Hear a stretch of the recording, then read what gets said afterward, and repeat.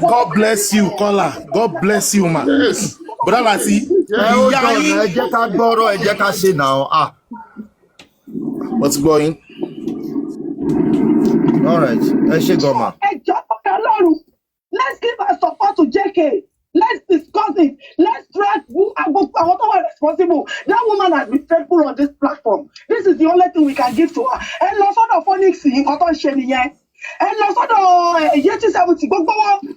One give support to JK. How much was in the platform to my wife?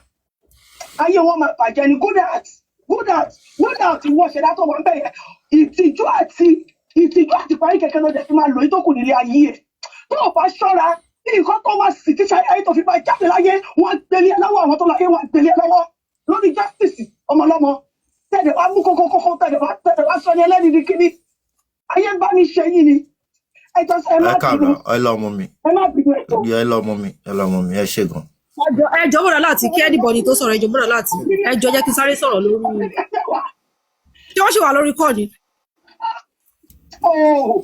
Ẹni sọ̀rọ̀. Ọmọ Kàrímọ́ yẹn ní ìjẹ́fẹ́ máa dárúkọ orúkọ irritate mi ẹni kọ́ ní Kàrímọ́ báyìí ní ìjẹ́fẹ́ máa ṣe kan. Oh my God. It's okay ma. Ẹ ṣe rí gẹ́gẹ́ bí kan tí woman yẹn sọ wọ́n náà sọ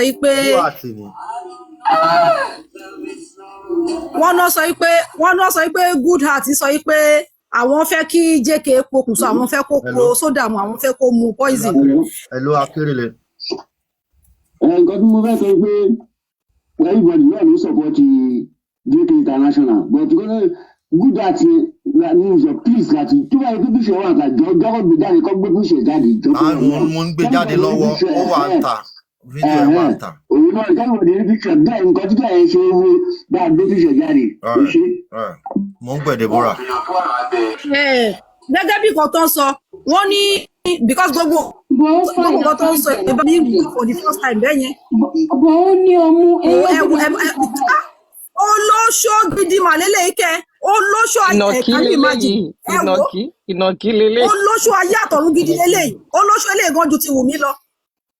Ẹ jọ̀ọ́ ẹ gbé picture ẹ bóyá láti ẹ sọ sórí platform yìí ṣó ló lórí burúkú ọmọ lòun ni. Kọ́mọ́lá yẹn sọ wọ́n ní good because gbogbo nǹkan tó ń ṣẹlẹ̀ èmi ń gbọ́ for the first time bẹ́ẹ̀ yẹn mò ń gbọ́ báyìí for the first time. Wọ́n ní ẹni tó bí èlé ti fòbò jóná wà láì ẹni tó bí ti fòbò àwọn òbí ẹ̀ ti fòbò jóná. Ẹrù àyà. So bí good àti ẹ̀wọ̀n ló sọ yìí pé òun fẹ́ kí JK pokùnso òun àwọn fẹ́ kó lọ mu poison kílẹ̀ tó mọ́ lórí kó dúró sórí òtítọ́. Ìwé ìmọ̀ sọ yìí pé ó ní ẹni tó bá sọ yìí pé ká kú òun ló máa kú ó ní wọ́n máa sá JK International ó ní wọ́n sá níwájú ẹ̀ lọ́nà kan ṣùgbọ́n wọ́n á ṣubú ní ọ̀nà méje. JK International Bíbélì sọ pé ó ní Kàrímọ́ àti àwọn ẹ̀mẹ̀wá ó ní Kàrímọ́ pẹ̀lú good heart gbogbo àwọn ẹ̀mẹ̀wá ẹ̀ ó ní wá kóra wọn jọ ó ní ṣùgbọ́n kì í ṣe láti ọ̀dọ̀ wọn Ọlọ́run ó ní wọ́n máa gbìmọ̀ pọ̀ nípa tiwọn JK ó ní ṣùgbọ́n Ọlọ́run á sọ ìmọ̀ wọn di asán ó ní wá kóra wọn jọ ní kò ṣe láti ọ̀dọ̀ wọn Ọlọ́run ó lóun máa sọ ìmọ̀ wọn di asán. Bíbélì wá sọ ó ní okùn tí Ámánì dẹ sílẹ̀ nítorí Mọ́dékáì òun ló máa pa Mọ́dékáì okùn yẹn gangan tó ní kí wọ́n fi pa okùn tí Ámánì ní kí wọ́n fi pa Mọ́dékáì òun ni wọ́n fi okùn tí Ámánì ní kí wọ́n fi pa Mọ́dékáì òun gangan náà fi pa Ámánì. Àwọn tó dìtẹ̀ àwọn mẹ́ta tó dìtẹ̀ mọ́ àgbààgbà nígbà nínú Bíbélì ilẹ̀ lanu ó gbé wọn mì láàyè. Ìwọ Kàrímọ́ ọmọ Ògúnbádéjọ ìwọ ìṣẹ̀dá tó wà nínú good heart yẹn gbogbo yín pátápátá tẹ́ ń kóra yín jọ papọ̀ lọ́sàn-án ni lóru ni níbikíbi ní tẹ́ ti ṣèpàdé nítorí pé JK dúró sọ́nà títọ́ àti lórí òdodo gbogbo ibi tẹ́ bá gbìrò nítorí ti JK ó máa padà sí yín lórí nígbà méje gbogbo èrò ibi tẹ́ bá gbì sí JK ó máa padà sí yín lórí ó máa padà sórí àwọn ọmọ yín bẹ́ẹ̀ yín ṣe lè fẹ́ kí JK lọ pokùnso yẹn tẹ́lẹ̀ fẹ́ kó lọ para yẹn mo gbà ní àdúrà oṣù tó bọ̀ kó tó wọlé ẹgbẹ́ ìgbé ẹkún ó máa sọ nínú ilé yín kóṣù tó bọ̀ tó jálẹ̀ ìgbé ẹkún máa sọ nínú ẹ̀yin Kàrímọ́ ìgbé ẹkún á sọ nínú ẹ̀yin ìgbé ẹkún máa sọ ìgbé ẹkún tẹ́lẹ̀ fẹ́ kó sọ yẹn ìbànújẹ́ tẹ́lẹ̀ fẹ́ kó bá JK yẹn ìbànújẹ́ tẹ́lẹ̀ fẹ́ káwọn òbí ẹ̀ fojú sunkún ẹ̀yẹn wọ́n máa fojú sunkún ẹ̀yin kóṣù tó bọ̀ kó tó jálẹ̀ àdàbí tí jẹ́kẹ́ ò bá dúró sórí òtítọ́ ṣùgbọ́n tí jẹ́kẹ́ bá wà ní orí òtítọ́ lórí pé ó ń bèrè ikú tó pa Mohbad ó ń bèrè ikú tí ìwọ Kàrímọ́ àti àbúrò ẹ̀ fi pa Mohbad ẹ wá ní kó fòkó níṣó ẹ wá ní kó fòkó wọ́n ní òní òtítọ́ kan ò ní kú sípò ìkà nítorí pé jẹ́kẹ́ dúró sórí òtítọ́ ìwọ Kàrímọ́ Ògúnbádéjọ àti ìwọ ìṣẹ̀dá tó wà nínú good heart yẹn kí oṣù tó bọ̀ tó parí ìgbẹ́kún aṣọ nínú ilé yín wọ́n ṣọ̀fọ̀ lórí ayé yín wọ́n ṣọ̀fọ̀ nítorí ayé yín ẹ ṣọ̀fọ̀ ní agbára Ọlọ́run kò ní yípadà àṣẹ ọ̀run dẹ̀gún àdàbí tí jẹ́ kí o bá dúró sọ̀rọ̀ títọ́ lókù ṣùgbọ́n nítorí pé dúró sọ̀rọ̀ títọ́ tẹ́ wá fi ibi ń bẹ̀ wò tẹ́ fẹ́ fi ibi bẹ̀ wò gbogbo ibi yẹn máa padà sí yín lórí tọmọtọmọ àṣẹ ọ̀run gùn kò yí padà. Thank you. olórí ẹbí kámẹ́rà ọ̀pù lẹ fi ń wọ̀n wá yìí kẹ́ ẹ̀ mo rò pé kámẹ́rà down ni a mọ̀ ní kámẹ́rà ọ̀pù lélẹ́yìí náà. Ọ̀pù lélẹ́yìí. No, good at ó ṣọyàn àbó òṣọyàn. Ọlọ́run ipá ọ̀nà ìpín gbogbo wa ẹ̀fún gbèsè ní maximum support wọn ní táìmù yìí. Ẹgbẹ́ ń gbọ́ mi. Mo ń gbọ́.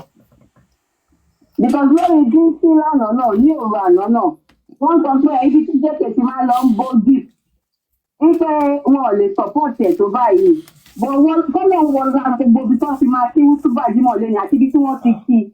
Lágbára Ọlọ́run àti àyáàkì o Kàbírù lọ ń forúkọ ẹ̀ àti Kàrímọ́ àti ìtọ́lọ́run gúdà pẹ̀lú ògbó Ọlọ́run máa náwó mú ṣòro ni.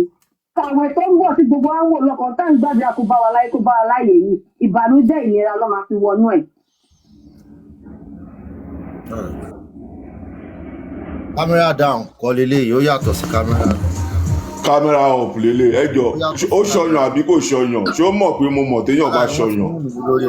TikTok máa gbé péjì tí bá tún sú ẹ̀ TikTok máa gbé péjì lọ. Wọ́n ti ní kó wà responsible ní ìyẹn. Àwọn máa mọ́nítọ̀ péjì yín amọ̀ṣẹ́ ọwọ́ yín á mọ̀ pé kí ká tó dijú ká tó lajú ọmọ máa dó lórí péjì yín jáde oṣù ọ̀tún. mo ti rí fídíò yẹn Mr. Lati mo ti rí fídíò yẹn látànà ọbẹ̀ ẹ̀yẹ mo ṣe mọ̀ pé mi náà ń wá ọbẹ̀ tó tún jọ́bọ́ síta ó dì náà ó nóun kọ́ nìyẹn. Ó sì ní ìjàngbọ́n èpè tí sísá Débì ṣe fún yẹn ṣẹ́ǹgbọ́n mi ó ń pè mí lọ́wọ́lọ́wọ́ báyìí bí àǹtí Débì ṣe sọ̀rọ̀ yẹn ara ń ta ẹjọ́ ní káǹtí Débì sọ̀rọ̀ òsì ẹjọ́ ń pè lórí. ó ń ṣe nǹkan lọ́wọ́ ni ó máa sọ̀rọ̀. Deborah eke sórí kìíní ẹsẹ̀ kẹta kí ló sọ. Deborah má ṣe pé mọ́ o bọ̀ yìí tó ṣẹ́yìn àárọ̀ mọ́ o kí ló ń jẹ́ má ṣe pé mọ́. Ifesu. Hello. Yes. Ọmọ Abaniláyọ̀ jẹ́. Hello. Ẹ kú iṣẹ́. Ẹ káàárọ̀ sà.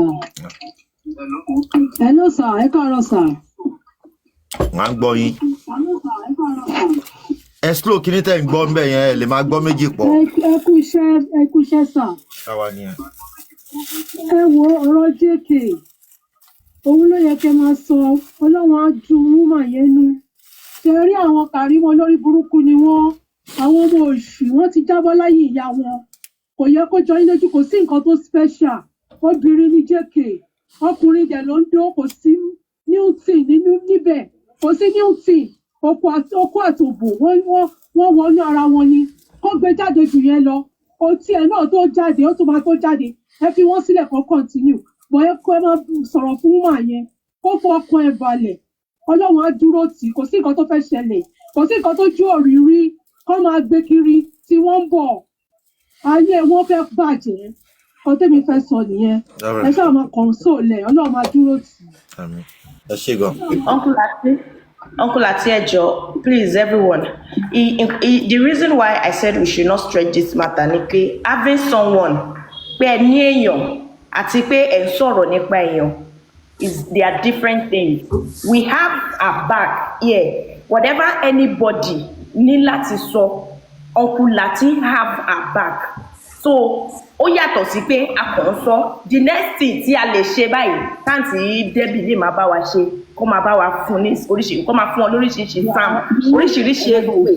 but because the more tá a bá ṣe ń sọ èmi ò fẹ́ mi ò kí n láì fi ọkọ̀rọ̀ obìnrin máa pẹ́ inú wọn dẹ̀ máa dùn torí wọ́n stream wa and we don't need that for now so èpè yẹn tó máa jẹ́ kí etí máa ro wọn káyé wọn máa kí inú wọn máa dùn kọ́kọ́ wọn máa balẹ̀ káàkiri ẹbí àti àwọn tó bá mọ̀ ṣẹ́ wọ́n jọ tó máa bá wa fún ọjẹ́.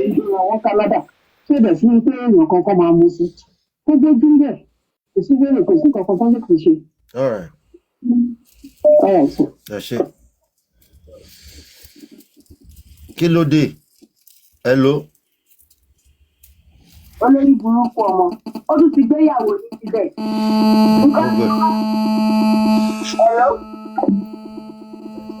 Hello. Hello, Galati. Ẹ káàsán.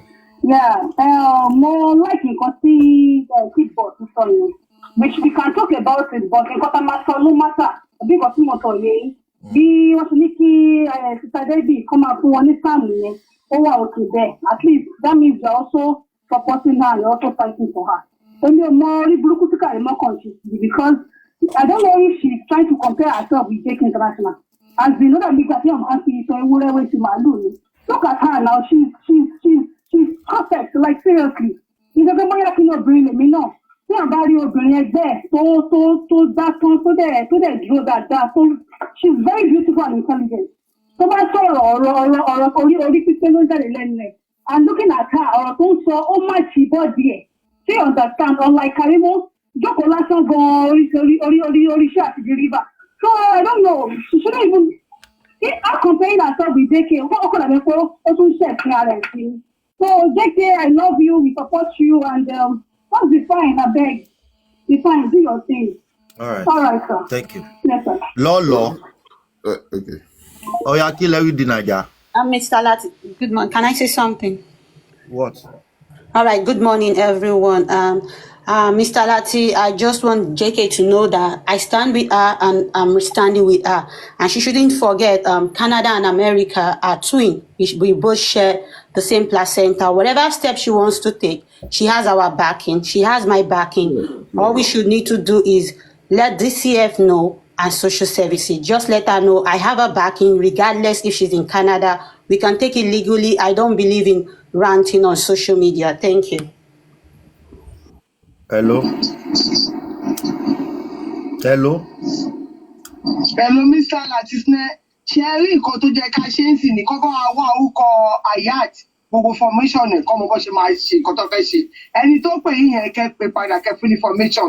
That is it. Òun náà lè mọ̀ pé ọkùnrin ò ṣerú nǹkan tó fẹ́ ṣe yẹn. Ẹ ṣe. Di Naija kí lẹ information Ayat wà location àti orúkọ everything gbogbo yẹn ò ṣe ẹ wo ọpọlọ kágbọ̀n ẹ ṣáà máa sọ tí yín lọ ẹ má wọrí. Mr. Lati ṣé mo lè sọ̀rọ̀ ṣá. ẹ sọ̀rọ̀. Ẹ̀ẹ̀kan tí mò ń sọ̀rọ̀ is not safe pé mo fẹ́ kọ́ọ̀tì máa yẹn dànù. Lálẹ́ àná ńgbà tí ọ̀rọ̀ tí woman yẹn ń rè fáàsì báwọn èèyàn ṣe ń sọ̀rọ̀ tó tọ́ pé ọ̀rọ̀ JK for now ṣe rí tí irú nǹkan tó ṣẹlẹ̀ yẹn tí woman yẹn ò bá nẹ́ẹ̀mí ó lè lọ poison rẹ̀ ṣùgbọ́n tó bá bọ́ síta tó bá rí pé ó rí bíbá yìí pé à ń support òun. tó lẹ́ẹ̀kan àti gbọ́. No, mo kàn try ṣe mọ̀ pé àwọn èèyàn bẹ̀rẹ̀ sí ń sọ̀rọ̀ bí lábẹ́ kọ́mẹ́ǹtì pé Mr. Latisne ló ṣe gbá Mr. Latisne ló ṣàwo. Bẹ́ẹ̀ ṣe bá bossman sọ̀rọ̀ ni wọ́n sọ. Bẹ́ẹ̀ ṣe bá bossman yẹn sọ̀rọ̀ kò dáa náà. Ọ̀pọ̀ ọ̀gbẹ́ni dákẹ́ àbí ọ̀gbẹ́ni dákẹ́ yẹn ni kò gbówó ẹ̀ o. Kò dákẹ́ pé ṣe àtẹ́ǹdì. Gbogbo nǹkan tẹ̀ ń sọ ó right gbogbo wa la right. Nǹkan tó wá sọ nǹkan tájọ́ ń jà fún mi. Kò ń ṣe gbogbo àwọn tó ń sọ̀rọ̀ yìí ló wulẹ̀ lórílẹ̀‐èdè inú wọn ẹni tó fẹ́ fi ṣàbòsí ó wà nínú àwọn host tó ń láwọn ń gbèjà JK. We know Uncle Lati love and we support and me and JK are kì í sí ní same page. I'm always contradict her but kò mean pé bóyá mi ò love wọn a ní wọn. Emo kéèyàn níyàn is the key. It's not even about on sọ̀rọ̀ post tí ò ní content nǹkan tó máa fi ṣe content nìyẹn á wá dàbí ẹni kó ń ṣàìdí JK ẹ fàbòsí sílẹ̀ kí gbogbo wa fàbòsí sílẹ̀ we love her we love her. jẹ́ ń gbé ọmọ yẹn padà Drop me, boss. Uncle Lati. Sorry. Okay. Kid boss. Wá gbà yìí. Jẹ́ ń gbé boss big boss Salut toi. boss man. Ṣẹ̀wà. Hello. Ṣẹ̀wà. Samoa. Ẹ jẹ́ kí Jìnnà fún information ọ̀gbọ́n ẹ̀ ṣe kọ́ lè mi fún tẹ́lẹ̀. Ṣẹ́gẹ́ tí mo sọ̀rọ̀ àwọn tí ń búlẹ̀ àgàtà lèmi tí mo ti ń tágẹ̀tì.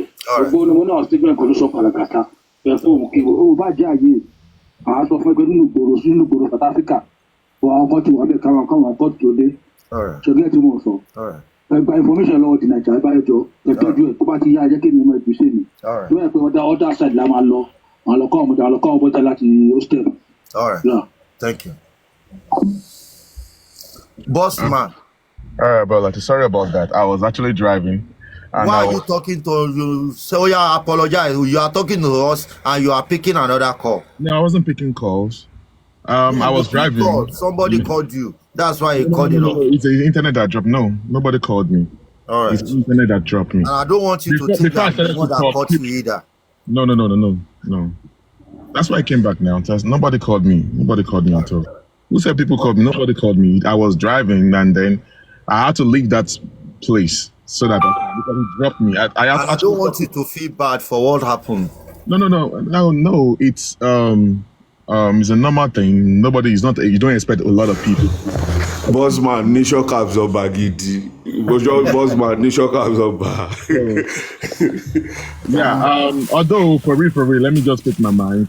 I do not appreciate the way this other man, Olaniseni, Lashini. Bossman, I'm so sorry. Bossman, I'm so sorry. I'm so sorry about that. I observed that you guys were talking about JK, and I wrote it on the comment section that maybe it's a wrong timing. I will come. I'm sorry about that, Bossman. I'm sorry. This thing, I think the public needs to be aware. Already at the credit here. Yes. You have the patience already. Okay. I will let it go. I think the public need to know about it. That is really where I've talked about it on my platform. I said it on my platform yesterday. All right. I wanted to say that before in December. I decided to come out yesterday to talk about it. We can't hear you proper. No, there's someone that is muted. Ẹni tá gbé wọlé yẹn mute tó tẹ́ bá mute máa gbé bọ́lẹ̀ padà o.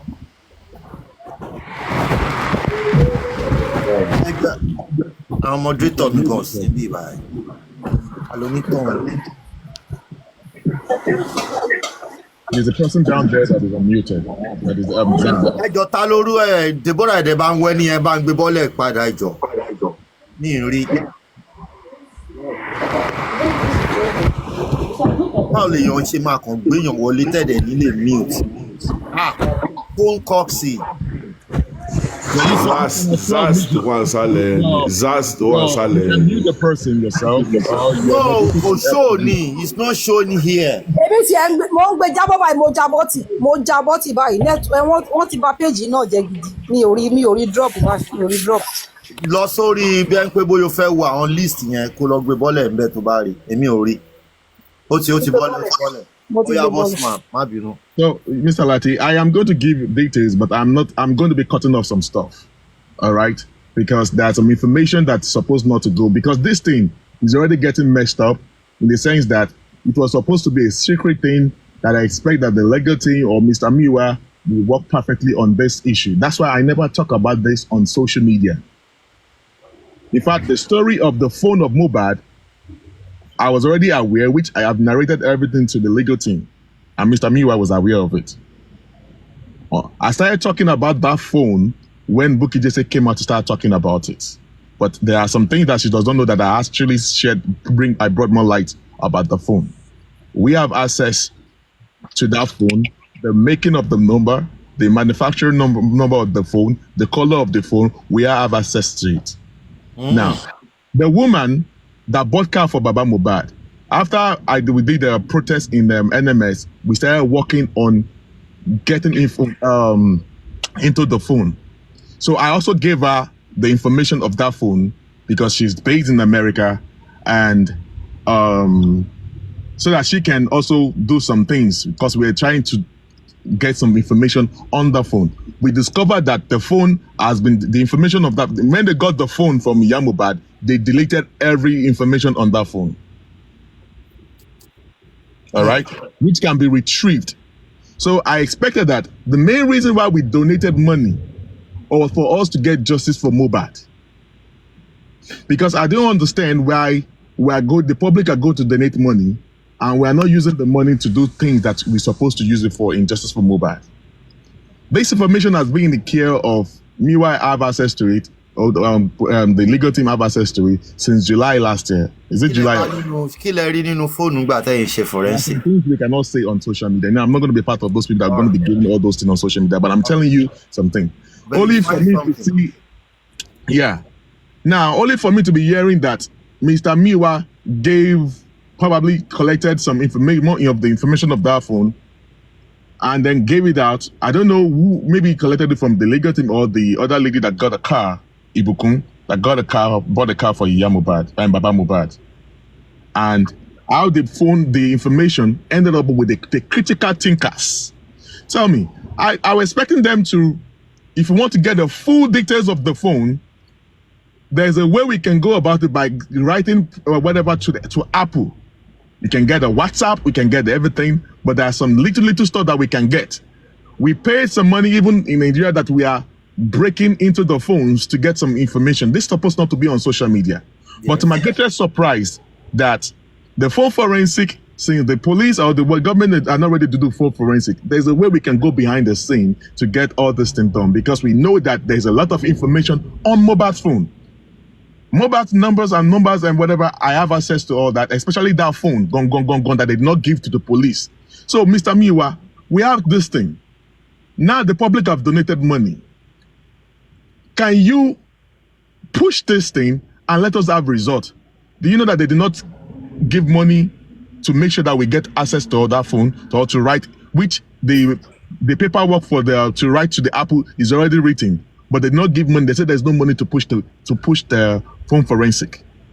We have been going behind the closed door, under the table, breaking into the phones, spending money and all that. I was actually so disappointed that the information of the phone, which Temafishe phone forensic gone. Instead, Mr. Miwa to go to the professionals, he handed over that thing to the. If he knows that he wants to give it to the critical thinkers to go and be breaking into the phone, then I will have just come to the public and say it out to the public. Now, the thing is that the phone forensic of that phone, why is it that Mr. Miwa did not, since July or August last year, why is it that they did not do the needful by writing Apple that they did not do that, but he gave it to the critical thinkers to go and do it. And we're saying that we want justice for Mohbad, and justice is delaying, and there are some things that we have answer to it. We have the key to it, only for us to unlock it and open it and discover some things that is inside that phone. And look at where we are right now. So I do not know why Mr. Miwa is doing this, because there are some information that I know, but I am not going to say on anything. I am daring them to come out and do accountability, because there are some things that I know. But if whatever I know is not part in that accountability they're going to do, because I'm going to speak up. Because the reason why we donated money was for us to do the necessary things that were going to give us justice for Mohbad. Since that time I've given to them, Miwa did not do nothing. He did not give them money to do all those things. Apart from them, I will spend millions in breaking into the phone. Only to hear that they gave the phone to critical thinkers. What will the critical thinkers be doing? What they want to use that stuff for? Even the lady that bought Ibukun, whatever, we were doing some things about the phone. Only Mr. Miwa, you said them to take money from GoFundMe. We have money, take money out of the stuff and do the needful. July, August, September, October, November, December. Now we are in January, a new year, and nothing has been done about it. Because I am not really, I am really disappointed, and I think the public need to know something, because at this point, anyone that thinks that they know how we can go about this thing, we have access to the phone, the make of the phone, the manufacturer of that phone, the everything of the phone. How can we go about it? Because it seems that Mr. Miwa is not releasing money and there's no way to go about it anymore. All right.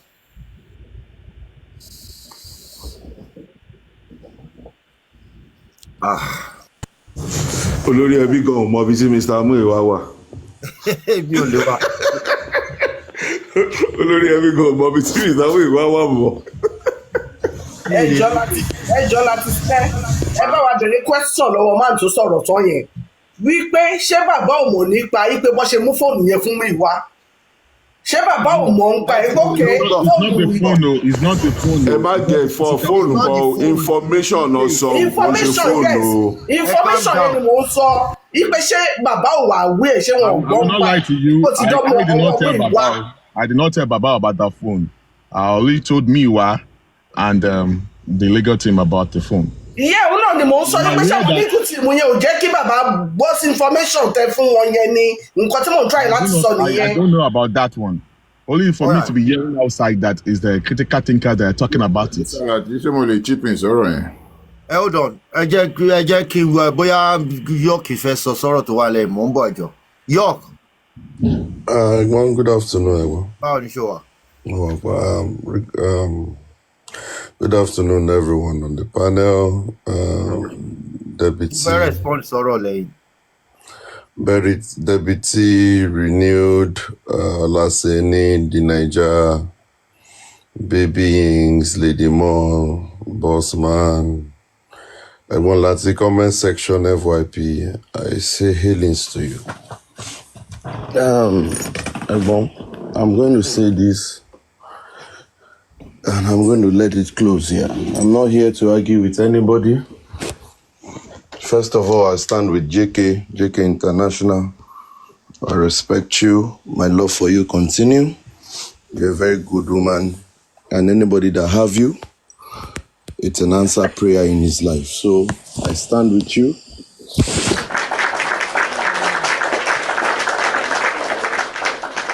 Every of my family member stand with you. Thank you, Ẹ̀gbọ́n Lati. Ṣẹ́rẹ́ ọ̀rọ̀ tó wà ńlẹ̀ yìí, ó yẹ ká máa fi ọpọlọ ṣe nǹkan. Tí èèyàn bá gbé nǹkan kalẹ̀, a máa wo ọpọlọ tó wà nínú ẹ̀. Now, you said that there was a phone blah blah blah since June last year. Blah, blah, blah. The legal team have reached him, blah, blah, blah. I don't think we should be on this page now. The page we should be now is how Barrister Odumosu will hand over everything he has done to Shitu so that Shitu can move forward. And I think by now, Bossman, you should be healed and move forward. If truly you're looking for justice, what you should be doing now is to be advising Barrister Odumosu that he should do the needful. As a gentleman, he should hand over to Sanshitu so that Sanshitu can, all these things you're saying, then government is continuous. So that Sanshitu can take over from where he stopped. There should not be any bitterness here. We heard everything you've been saying, even on your platform. You were throwing shades to Baba Aloba. You were throwing shades to people. I don't think you need that. I just think you need to hear your voice, add your voice to the voice of the people that are just solely for justice, not for individual.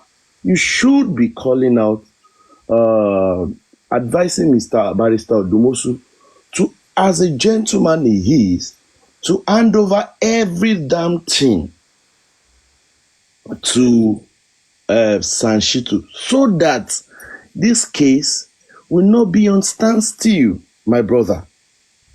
Please and please, all this one going about, and there is one phone there. We've moved past all this one. Let me tell you, in all honesty, there is nothing you've mentioned critical thinkers more than justice for Mohbad in this matter since you've been talking. And I ask myself, Did critical thinker collect money from anybody? No. Were they funded by Justice for Mobile? No. Anything they are doing, they are using their own personal money. Whatever they want to do, they are doing it in their best way they think they can go about it. Yomi is doing his own now, and everybody is seeing him. Everybody is saying, oh, Yomi is trying, kudos to him. That's his way he can do it. So why don't you move on? Critical thinkers is not stopping you from moving on, boss man. Let's be healed, my brother. Don't go about all this thing. When you organized what was it called, Pennsylvania protest, people applauded you. We gave you your onions, we gave you your flour. When Lagata was doing his own in UK, people applauded him. When Ayaminka was doing his own in Nigeria, people applauded him. So let's stop all this cherry can be a talk. Bro, move on. You should be adding your voice that the 9 million Odumosu was requesting is not needed if it actually was a pro bono lawyer. That the fee you were saying that who go pay him now, you don't talk, say, they don't do him, they don't do where you don't they talk since yesterday. You for just tell them, say, these things you call pro bono. As a respectable person, you need to move on.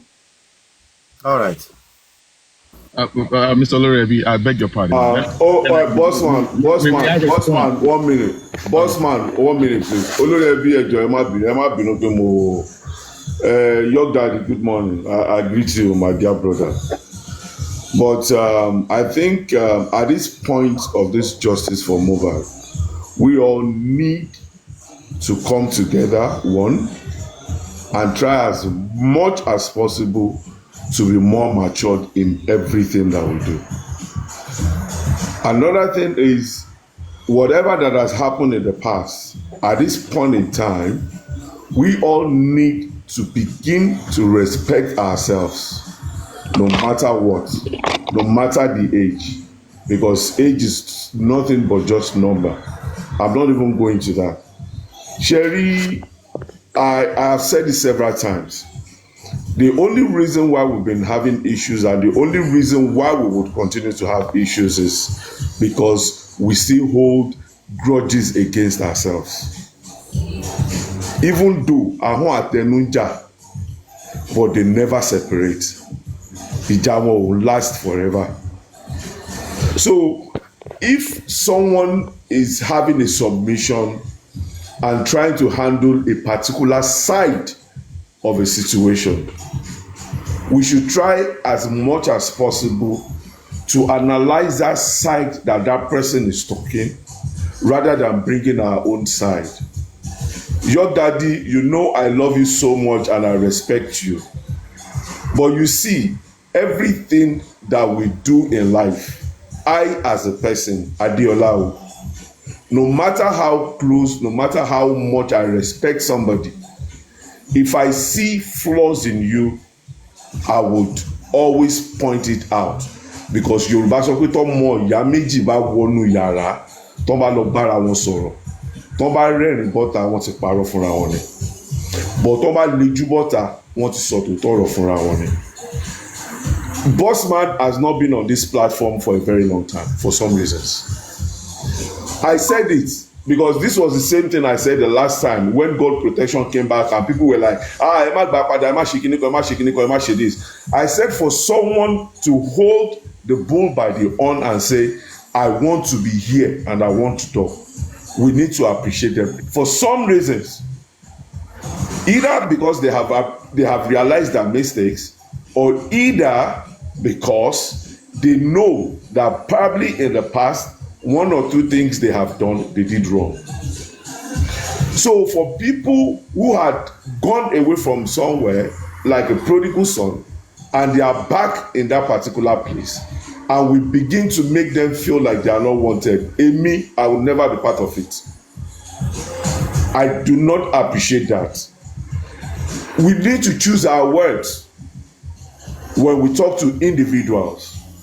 Justice for Mohbad ló gbé gbogbo àpapọ̀ now. Morawa from Adam. And I keep asking people at the end of the day, gbogbo wa ta tutọ́ síra wa lójú, tí justice for Mohbad bá tán ṣe ta bá pàdé wá títì, a fẹ́ yọ̀bọ̀ síra wa ni. It's not possible. I don't know whatever you and Bossman had. I don't know where you have been. I don't know whatever thing that you guys have said to each other.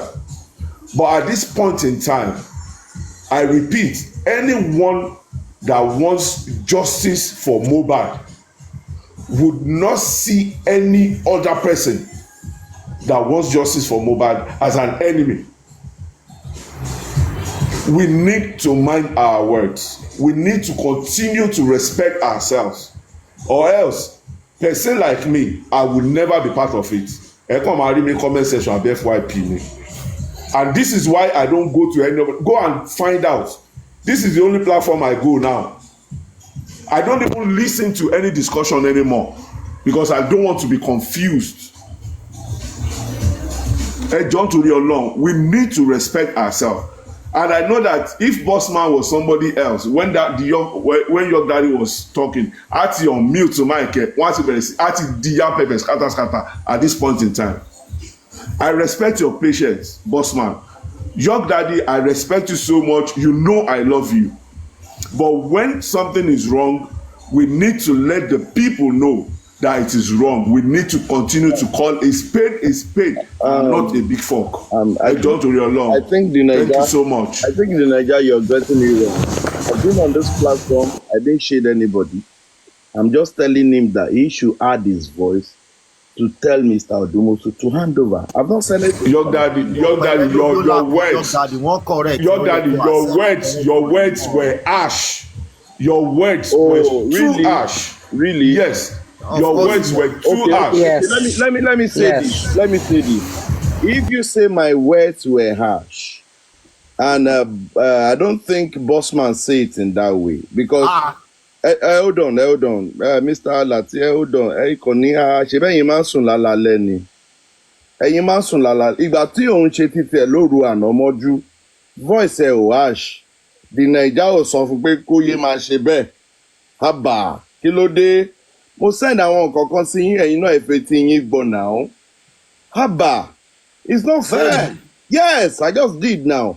Those were the things that were forwarded to me last night. It's not fair. If my voice is harsh on the guy saying my voice is harsh, èmi tí mi ò tẹ̀ raise ohùn, tí mo jẹ́ ń sọ̀rọ̀ bedroom voice tí mo ń lò.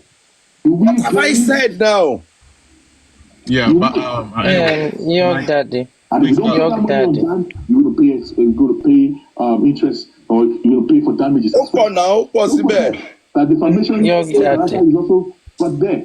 Don't forget that confidentiality. Ìgbà tó hash mọ́ bàbá Mohbad, the Nigerian fún pé kó yé hash mọ́. I've not said that. Your daddy.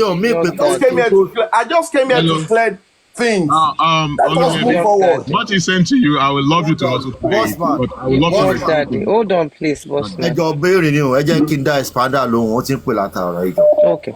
Expander. And my greetings to everyone on the panel and the commenters, as in the comment section. My greetings. You see, we all need to be matured, okay? And whenever the influence statement or whatever something or what we add about PV, we should please not to bring transfer aggressions, okay? Sorry, there's no how, even on Latisne, I've said it, there's no how we will talk about justice for more. The banter for children to not go to Baba at times. Okay, that's the bitter truth. We don't need to do that. Some things will go to him that unconsciously you will say it, that you really don't mean it, because you want to get to that bottom of the thing. Now, let's come back to what this man has said now, to the Bossman, and then let us go back to the bad good that happened really. Now, this man has got an injury, and it has to do with Mr. Anthony, Power Anthony. Sorry, I forgot his name now. No, the Power Anthony of Baba. Muiwa. Mr. Muiwa, thank you very much. It has to do with Mr. Muiwa. Okay, and it's not just ask you a question that, Bossman, when this thing was said to the legal team and Mr. Miwa, was Baba told about it? Because Bossman was so, he was being honest to say, I don't know if Baba was told. I was not aware of that. Because even if he made it, that statement to say, Baba must have been told, then a lot of people will come for Baba. Okay, but he was being honest to say, I don't know about that. And why that question was asked is because people want to go to Baba. That if you know this, what have you done? So, don't to be getting to Baba. We should not take that for being rude to Baba. It's real, either we like it or not. In one point or the other. That is that about that. Now, let's come back to the issue at hand. Okay, yes, we need to move on. We need to move on. We need to move ahead to fight for Baba to say what and what can we get as a proof to take to court. Okay, now we have this now. The critical thinkers, the man that brought the issue of critical thinkers here, I really love him and I love his submission. And in his honesty, he said what the critical thinkers were doing are being volunteer. They are doing it on their own with their money. So which means every other person can go in their way as well to get to where you're going. So there's no banter on critical thinkers. Yes, a lot of people talk about them, but they forgot saying that these people are even using their money, which means they all want justice as well. Now, what about the Mr. Muiwa that critical thinkers are giving the information? What about the Mr. Muiwa that Bossman has given the information? What about Mr. Muiwa that everything lies on his desk? So if they might come about him directly, and we don't have to talk about him, and so let's move on. All right. If we didn't talk about this man, if we did not bring him to answer some questions or bring him to book, he will do a lot of damages because he has a lot of information on him. That is Mr. Muiwa I'm talking about now. He has a lot of information on him. If he did not come out, if he did not go after him, he will do a lot of damages to this justice for you, and nothing will happen. So anything that comes out, we need to hear it, we need to talk about it, and we don't need to fight ourselves about it on that. All right. So that's my submission. Thank you very much. Thank you very much. Yeah, Honorable. Ó yẹ fẹ́ bá bíìlì ni ó dà pé fẹ́ bá Bossman sọ̀rọ̀ tẹ́lẹ̀. Olóyè Bossman, over to you. Okay. Okay, she want to talk. Okay, go ahead, please. Okay, I was just going to say this, that York Daddy, one of the things that we've been having issues with when it comes to this justice for Mohbad is when people cut shows and come and give you and tell you this was what this person said, this was what this person said. I don't want us to continue to dwell on those things. We have gone past that. If you came here this morning and you have that mindset, you have it at the back of your mind that Bossman said this and that on his show yesterday, Osini, it will mask your judgment. You understand? Because you have it at the back of your mind. Your emotions is still running. You understand? Based on that.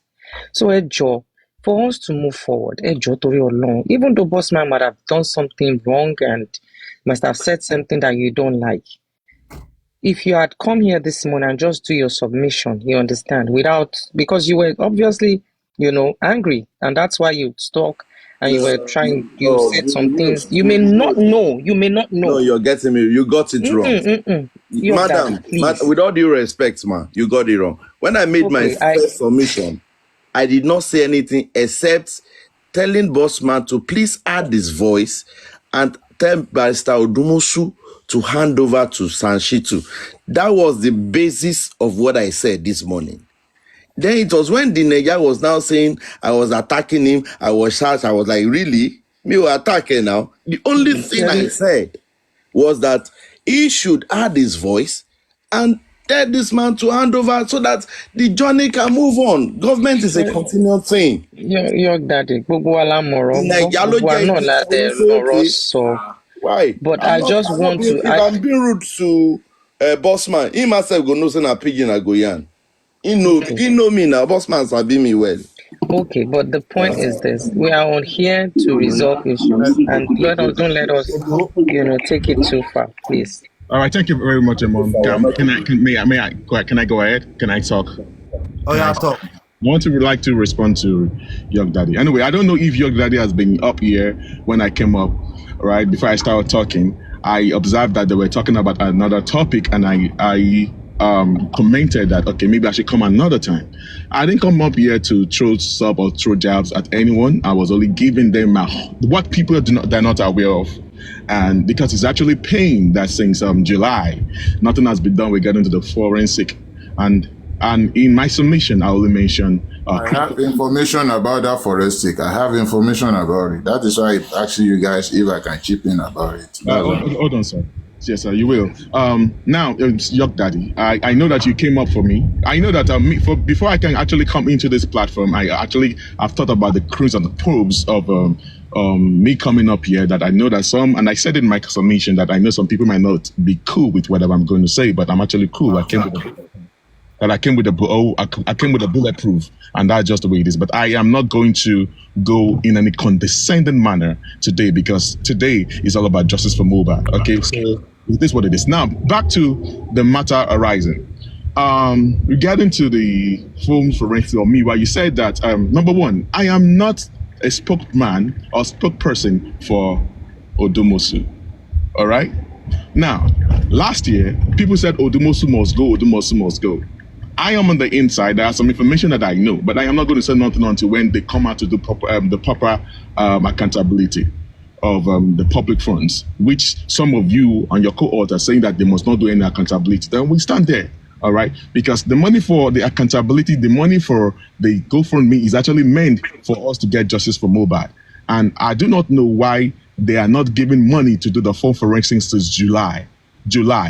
And only instead of them to go for the professional, they end up that, and that's when I mentioned your group, the critical thinkers, that I end up hearing that the whatever of the phone was given to you guys when they're supposed to have done the needful. I didn't throw any subs, I didn't throw any jab at you, but your jabs towards me today is welcome. But like I said, I can't be the one now. You just hold on, please. I corrected you, bro. You see, I didn't interject. You see why I keep telling you that sometimes I can't even stand to engage you, because when you are talking, I didn't interject you. When I'm talking, you listen. You talk, listen to my response to you, man. Okay, we're not here to trust just sub. Okay, we are here for justice for Mohbad. Justice in Mohbad now.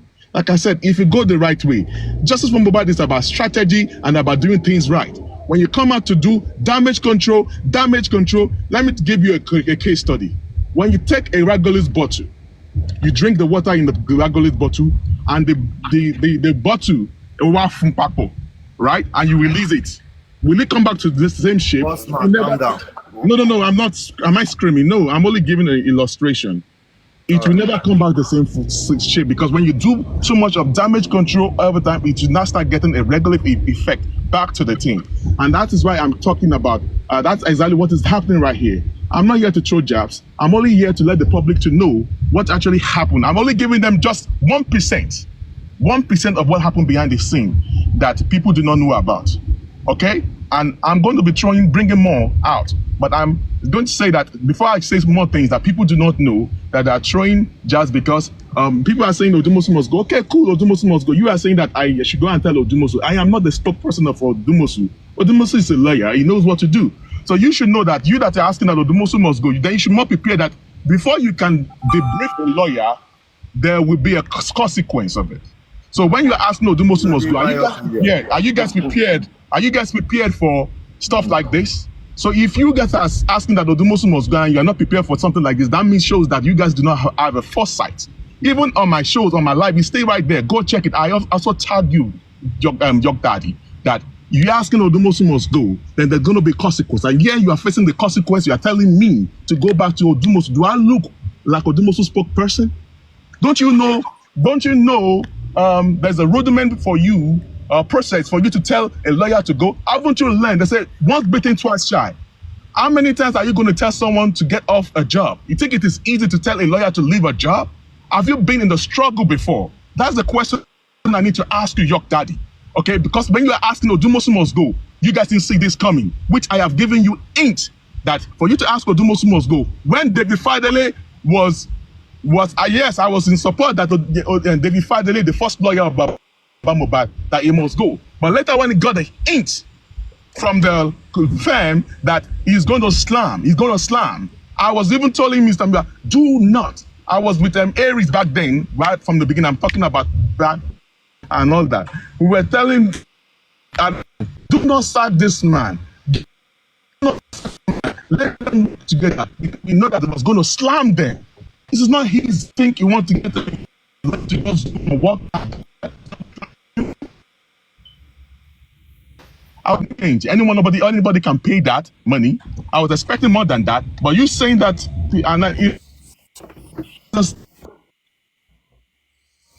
Your network. Your network.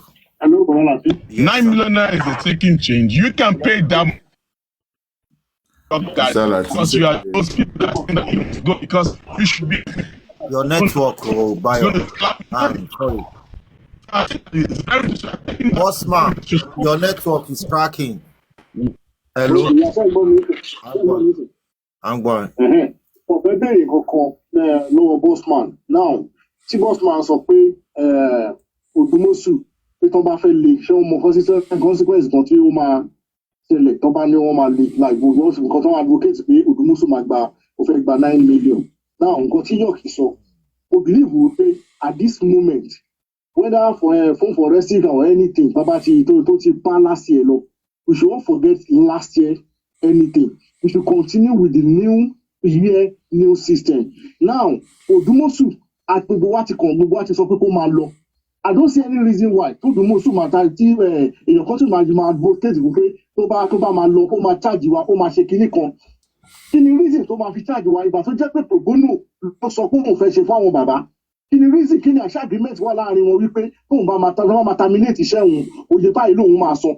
Mo believe pé ní àdísìlẹ̀ ní moment gbogbo wa wà yìí we should all join our voice to let Odumosu know that ìpínlẹ̀ ìyá àfẹ́ mọ́ we don't want you there. Let's hand over to Sanshitu. We cannot just start that akọ̀lẹ̀ dóṣojú kan at this point a lè take risk yẹn mọ́. Now ẹ sọ pé Odumosu máa charge wọn máa ṣe kéde kan gbogbo nǹkan tí Odumosu ti ṣe kí ni a rí a result wo la rí tó Odumosu tó ti ṣe fún wa kí ni nǹkan tó Odumosu bó ló ti gbé wa dé kí ni nǹkan tó ti ṣe ta fi máa sọ pé Odumosu máa charge wa fún kí ló fẹ́ charge wa fún pro bono ló pé náà and again taba sọ pé wọ́n ń charge pé Odumosu ṣé ọmọ Odumosu tó ń kọ Monísọ́lá lórí pépà ṣé ìyẹn ló fẹ́ charge wa ní 9 million àbí Odumosu fúnra ẹ̀ tó wà ní UK ló fẹ́ charge wa so we don't understand kọ́má máa advocate fún Odumosu we don't. Yeah, ẹ jẹ́ kí mi sáré. Okay. Yeah.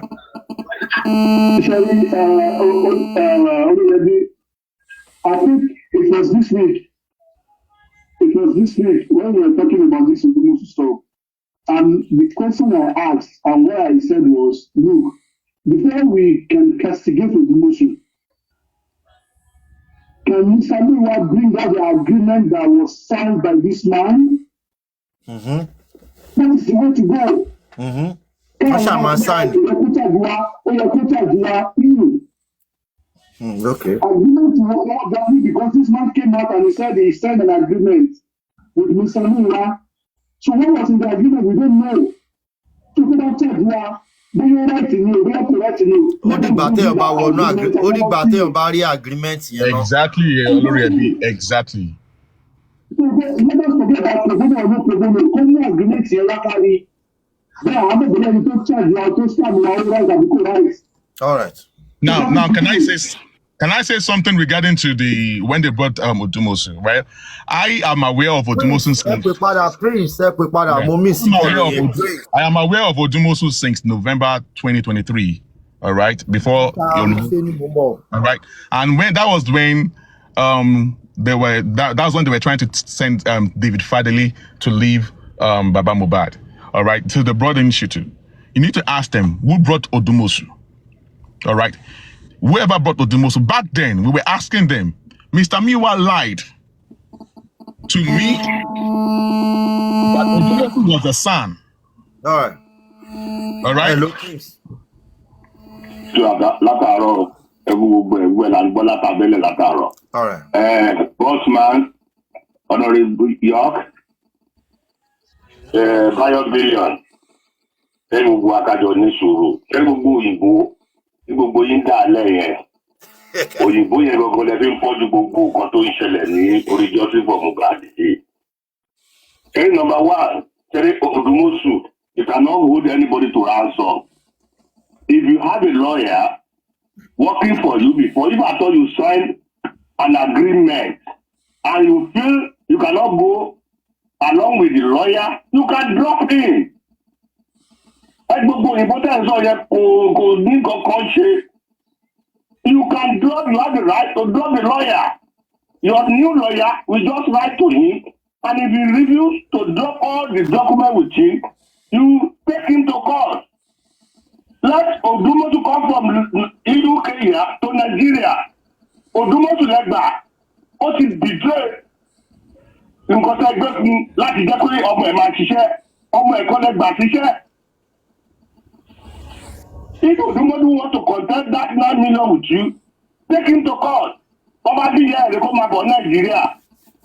He cannot stay here, be collecting money in Nigeria, he's not paying tax on that job he's taking.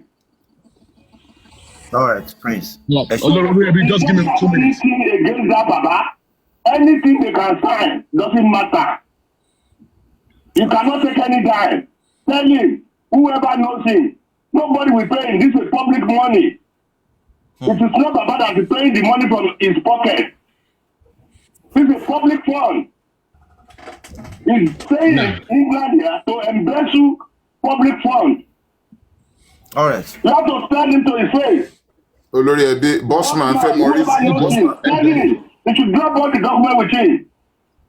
All right. Bossman fẹ́ mọ reason tí. Olasheni, just give me 2 minutes. Just 2 minutes, sir. Just 2 minutes, sir. Because I agree with the caller. I 100% agree with that caller. Now, this is it. If you get a lawyer, of course, you have the right to change that lawyer. 100% if you don't like the work of that lawyer. But if you want to get the lawyer, just know that whenever you want to debrief a lawyer, there's going to be consequence of that. That is why David Fadele slammed. All right. And the same thing happened with Odumosu. Now, what I'm trying to say in essence is that when Odumosu, and the same thing mistake they do with Odumosu, Come back here. the same mistake they did with Odumosu, they also do the same mistake with Shitu. Now, let me tell you what happened. Let me give you a little glimpse of what really happened. Mr. Latisne. When they brief Odumosu, Mr. Latisne, when they briefed Odumosu, the agreement they had was that Odumosu should only represent Aloba at the coroner inquest alone. There's no agreement they did not discuss about the DNA, full forensic, or what again? Pathology. What's it called? Not pathologies. Please, on the comment section, please help me out. The pathology, not pathology. Yeah, something like that. It's not part of the agreement. That was not part of the agreement. All right. So, and according to Odumosu said that, okay, if they want to represent Aloba, at least Owomoto, like, okay, 150,000 naira for every appearances that they appear, autopsy, they appear for Baba Mohbad. All right. Now, the thing is this. Olori, and I will say this and I will say it for free. I am ready for anybody that's ready to engage with me.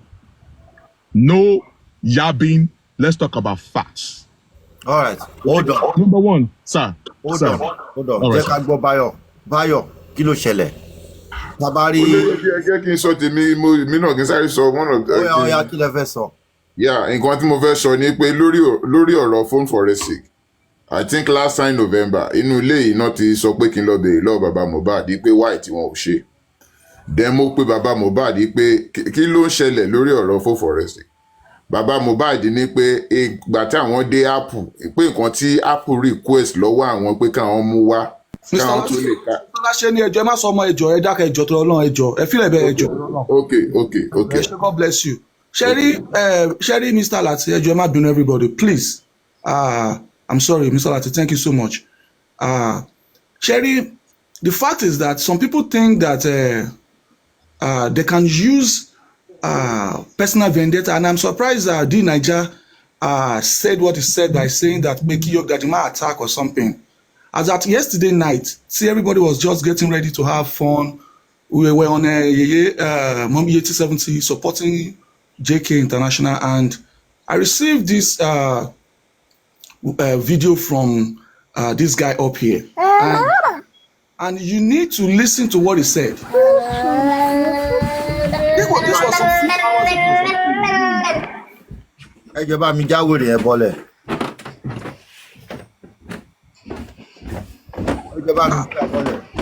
was some few hours ago. This was few hours ago. I double dare Baba Mohbad. This guy said it. I double dare Baba Mohbad not to pay the money. In fact, the 9 million naira is a chicken change. I advised him to charge 20 million naira. This was what he was saying some few hours ago. So play the video where I said that. Just play it. Don't just come use your mouth to say it. It's where I said I told him to charge 9 million naira. Play the video. You are talking to a sensible person. You don't understand something. You speak nonsense.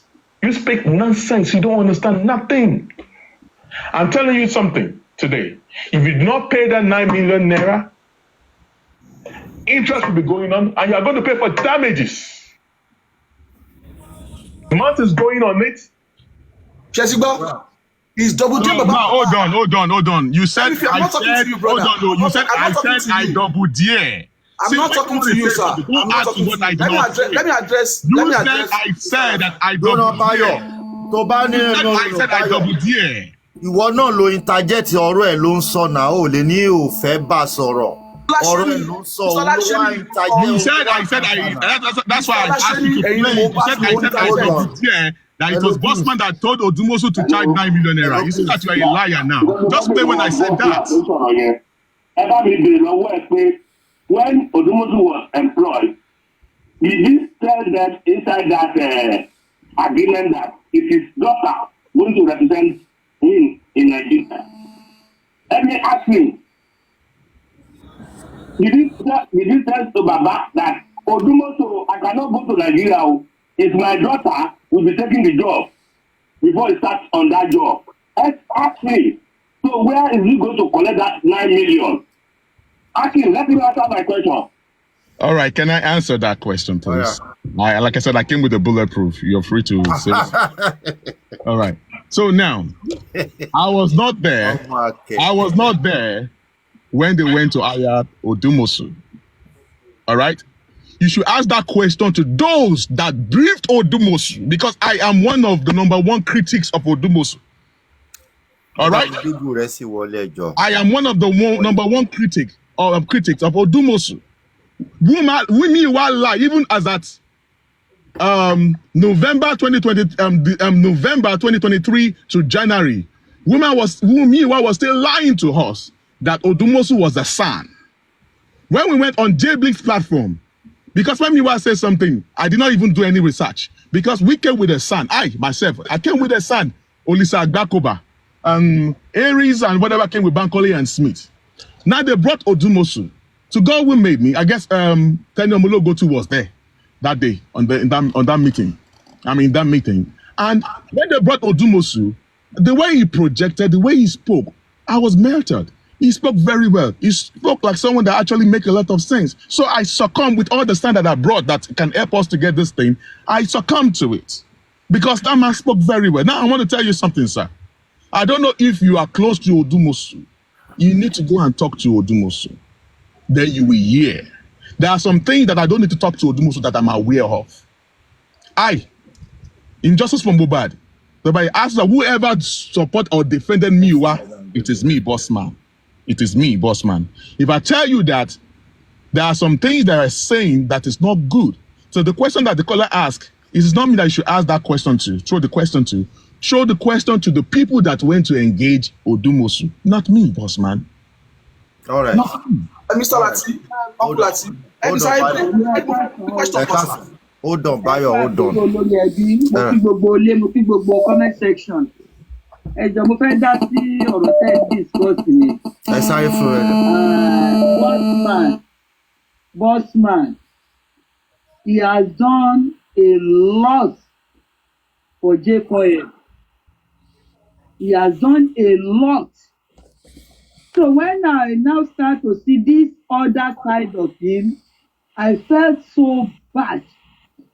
The first day I heard about Bossman was the day when he called Berekete while Baba was there.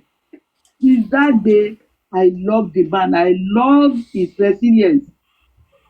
But for him to be backing Odumosu, and to be the lawyer,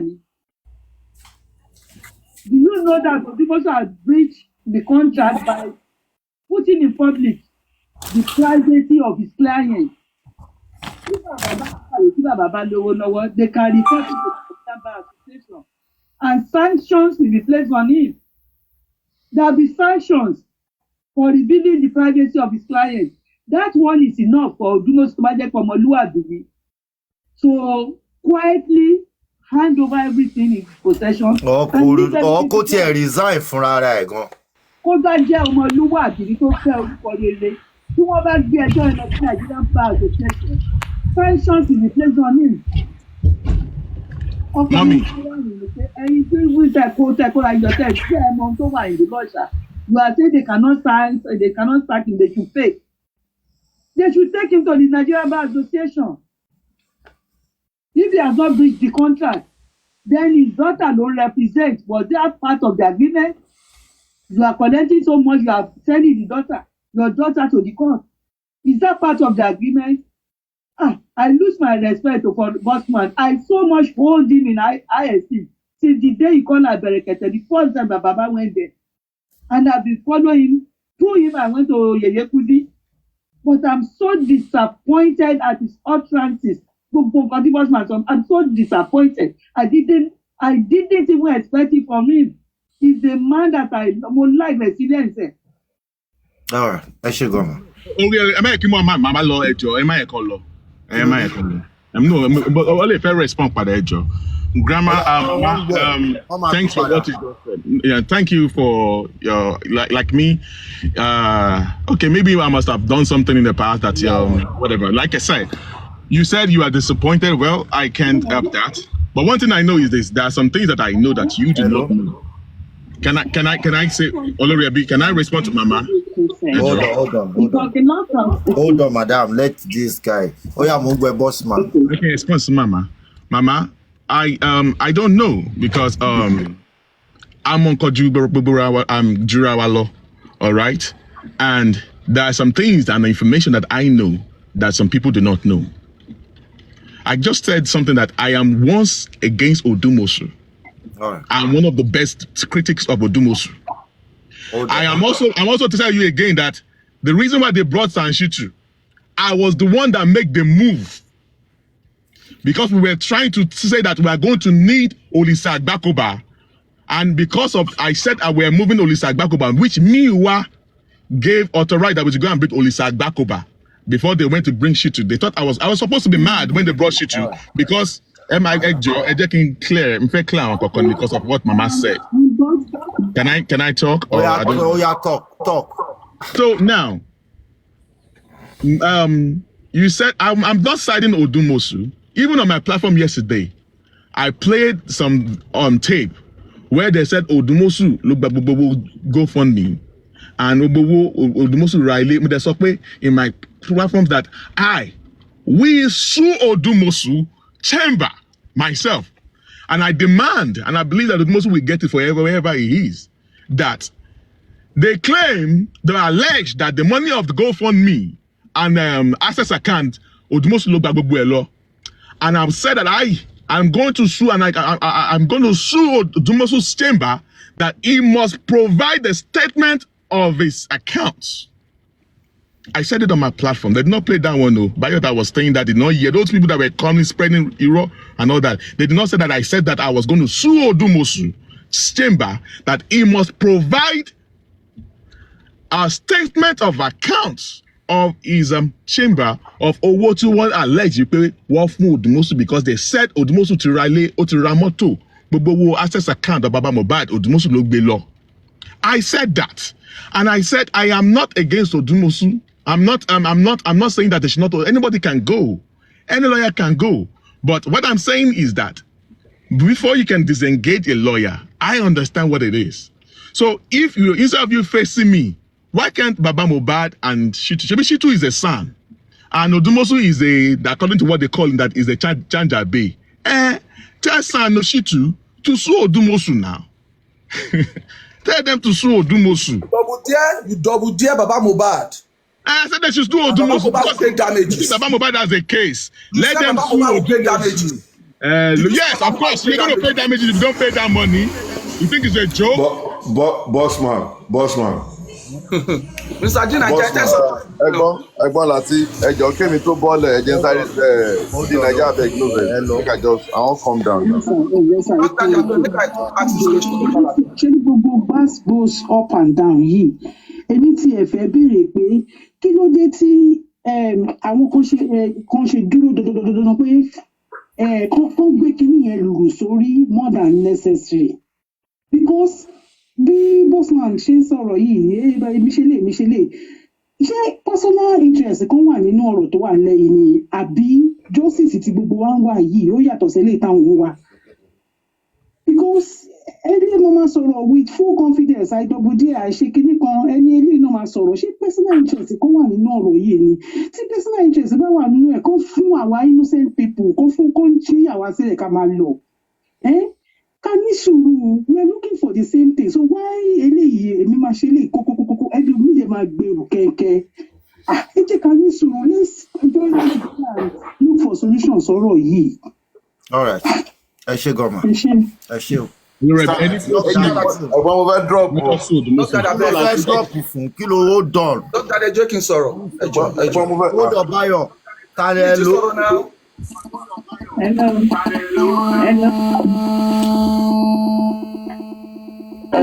Hello, please. Mo sorry láti tó pé wọlé. Ṣẹ́rí Bossman ara àwọn gúrùpù Odumosu tí wọ́n ń da justice yẹn rú ni. Àwọn gbogbo ló ṣẹ̀ka ẹ̀ pé kó gbọ́dọ̀ gba owó. Òun ló kọ̀ sí wàhálà yẹn gangan. Òun ni spokesman Odumosu. Odumosu is already betrayed the contract he signed with Baba. Don't let anybody come and fool us here. We are not an illiterate. They should go and sit down. Ọmọ kékèké tọ́tẹ̀ bí lánàá yẹn ọmọ máa da orí àwọn àgbàlagbà rú ní báyìí. Wọ́n máa fèyìnbó dá wà lórí irú èyí. Ẹni kí bàbá tó kọ̀ ẹ̀ sí ẹni kó sọ one betray tí Odumosu betray. Ẹ jẹ́ kí Bossman fún wa ní reason tá a fẹ́ fi máa lo Odumosu lọ. Kí Bossman fún wa ní reason. No. You are getting me wrong. I never said, like I said, I am in support of Odumosu must go. All right. Now he said that for him to go, all right, that he has requested for something. Okay, I understand the law. See, I understand what is really going on. There should have not been the solicitor for him now. When you want to disengage a lawyer, we are not professional. The way we went about it is not the way to disengage a lawyer or debrief a lawyer. All this distraction is getting too much. I believe at the moment we are not here to support Odumosu. We are not here. So we are not here to support Odumosu. We are not here for anything. The point on the ground name issue phone. So let's see how we can go about that. Let's forget about the personal issues, either Odumosu or anything. Now, when Bossman started talking now, some people have Oromuiwa, they don't want us to even say anything about Muiwa issue. So I know that we are focused. Issue to take form. How are we going to, resolve that one so that we can move on? So that's what I think. All right. York Daddy. She York not. All right. Well, Ekason. Yeah. Ẹjọ́ mo kàn fẹ́ ṣọgbóló nǹkan ni. Gúrẹ́sì. Yeah, because ẹ gbádùn mi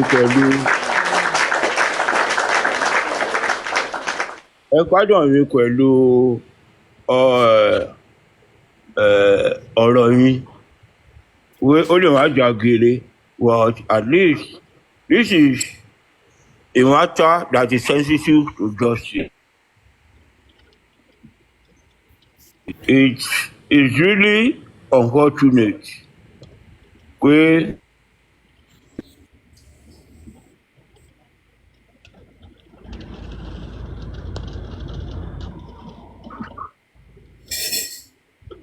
à ń gbọ́ yín o. No, Gressel was on the call. The call came in. Oh, so, yeah.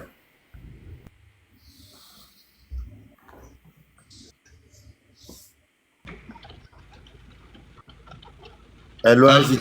Olórí ẹbí. Hello, sorry, call ló wọlé.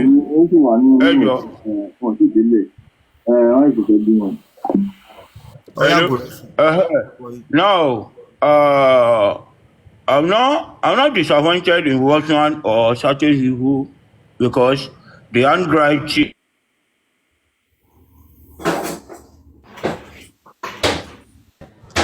I've been for a long time. Okay, clear pa.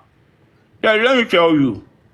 Though there was an agreement with Odumosu that I'm 100% preview of Timo Wonkai.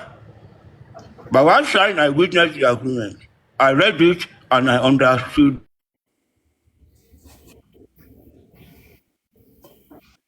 Nothing unambiguous. There was nothing that is ambiguous or that is controversial in the agreement.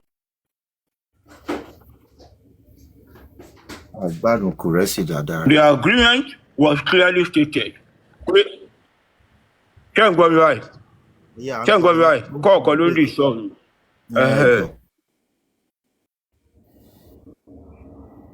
Bóyá kẹ́ dákọ̀ yẹn lóhùn kó yẹ. The agreement was okay. Ẹ dákọ̀ yẹn lóhùn. Ká lè gbádùn yín, ó ń disturb. Olórí ẹbí, when Gressel comes back, one question I want you to ask him to ask Gressel that who brought Odumosu? Ask Gressel here. He's here. Ẹ bá mi bi Gressel pé ta ló gbé Odumosu wọlé? 3 people brought Odumosu. But I want to throw that question to Gressel here today. Who brought Odumosu? Because I was one of those people. Okay. Yeah. You see?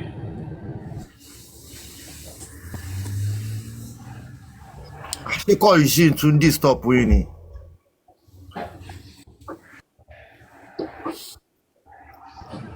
Hello?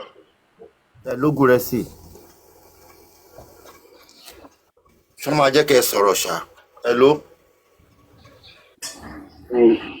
Hello? Latisne. Sir? Sir. Question. A portion bossman. In as much as you don't know the content, but there's Hello? But you keep on saying and you keep on telling the public that you don't know what the contract is all about. So why are you now soliciting that way? Yes, they want to disengage a lawyer. There should be a payoff. No. Please stop. Hello, sir. What you going to know? In as much as you don't know what the contract is about, then don't come out to be telling us what legality is hold about. on, Gressel. All right. Oya, Gressel, no, it is wrong. Now, Sherry, Kajile agreed to attend to Baba on Provono. The same way Odumosu agreed to this case as Provono lawyer. Now, when Kajile wanted to go, Kajile ti ṣe àwọn iṣẹ́ kan tí bàbá ìsanwó ẹ̀ fún. Ó submit application. Ó ti make àwọn iṣẹ́ kan tó yẹ kán sanwó fún because tí lọ́yà bá náà ń ṣe Provono lọ́yà ò ní wá yín fowó fàyè lẹ́nu application o. The only thing ni pé ẹ má san professional charges sóhun. Professional charges òun ni wọn kì í gbà tó ń pè Provono. Wọn gbogbo wọn ṣiṣẹ́ fún yín o. So Fájìlé had already made some application and made some moves. Nígbà tó wá ní òun lọ, okay òun lọ, ẹ wá, wọ́n ṣe lè fún yín, tí sanwó ẹ̀. Fájìlé charge 800,000. Nígbà tí Fájìlé charge 800,000, ó wá ní owó kan tó ti gbà tó jẹ́ 200,000. Ṣé a lot of these people wọ́n mọ 1% nínú nǹkan tó ṣẹlẹ̀ nínú justice for Mohbad, they will only come out and be making out and be ranting. But I, for one, I'm I am submissive to Baba Mohbad. Nǹkan tó bá lóun fẹ́, òun ni wọ́n á ṣe, tó lóun lọ́wọ́ ẹ̀ kú.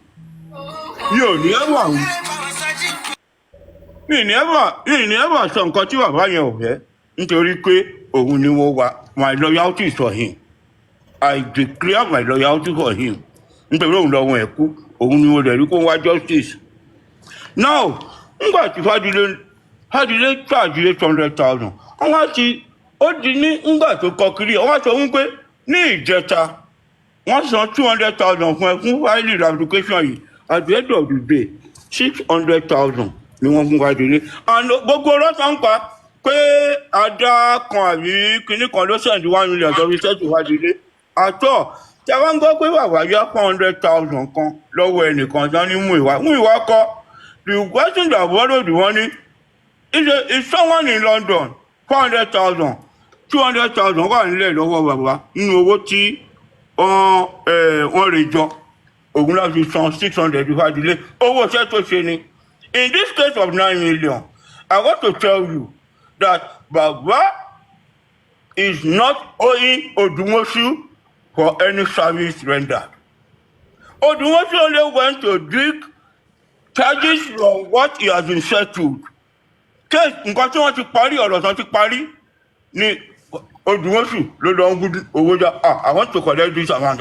And let me tell you, on 2 ground, Odumosu fi charge 9 million. On 2 ground, 1 million, 1 million.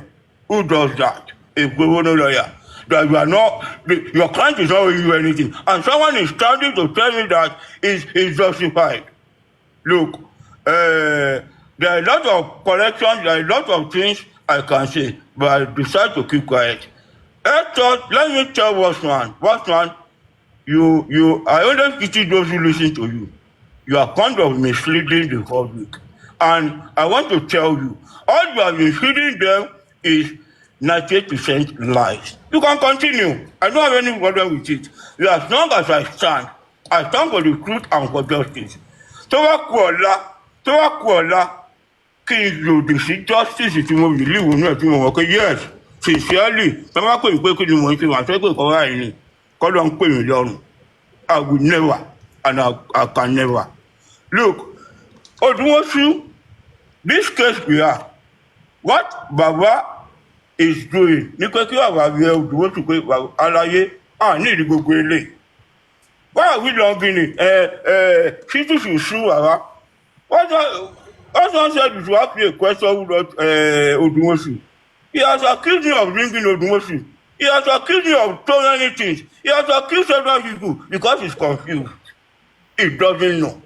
But the fact is, ask Baba Mohbad, who gave you this lawyer? All I know is Baba needed a lawyer. Please, Cherry, nǹkan tí Baba yìí wá lóhùn fẹ́, I swear to God, òun ni Baba fẹ́. Bí Baba sọ pé next week òun ò fẹ́ ṣìtù, màá tún dúró. Ẹ wò, ẹlẹ́fẹ̀ẹ́ ṣìtù. Ṣé ẹ ní reason fún kò sí wàhálà? Èyí o, nǹkan tí ẹlẹ́fẹ̀ẹ́ òun ni Baba yín fẹ́. That's who I am. I will never allow my interest to overshadow the interest of the man that loves his son. I will never allow my voice to be higher than voice and to lose somewhere. And to lose somewhere is my ọmọ ti lọ, ọmọ là ń wá justice fún, bàbá ẹ̀ lórí ẹ̀ ń wá justice. I keep 100% behind Baba and I stand friendly with him. So, if Watchman has a way to give to Odumosu, because gbogbo kiri 9 million or whatever, a professional career is circumstance. Kenyan build Ojuowolo. If we linger this 9 million, it's going to destroy the integrity, the name, and the personality of àwọn tó wà ní ṣéwà yẹn àbí attached to Odumosu in this case, because everybody will be saying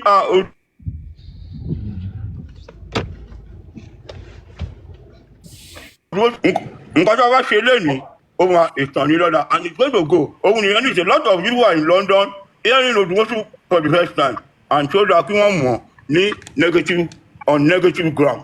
Àbúrò ká mọ àwọn tó ṣiṣẹ́ nípa kéèsì tí Odumosu on negative. Even on the fact táwọn èèyàn ti sọ on the basis táwọn èèyàn ti sọ pé Odumosu when Odumosu was taken with Odumosu never told Baba or told anybody that he was not going to be available.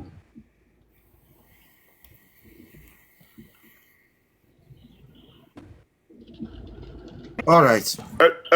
Sorry, I personally called Odumosu several times. Sir, Oga, Osito time. There was a time, àwọn Aries, they were saying, wọ́n gba lọ́ọ̀yà kò yọjú, wọ́n gba lọ́ọ̀yà kò yọjú. I came on this platform. Mo sọ pé wá next inquest, I'm gonna make sure pé Odumosu was here. Kẹ̀wá rántí. I called Odumosu, I was ready. Sir, ẹ yọjú for once. Do you want to see our lawyer?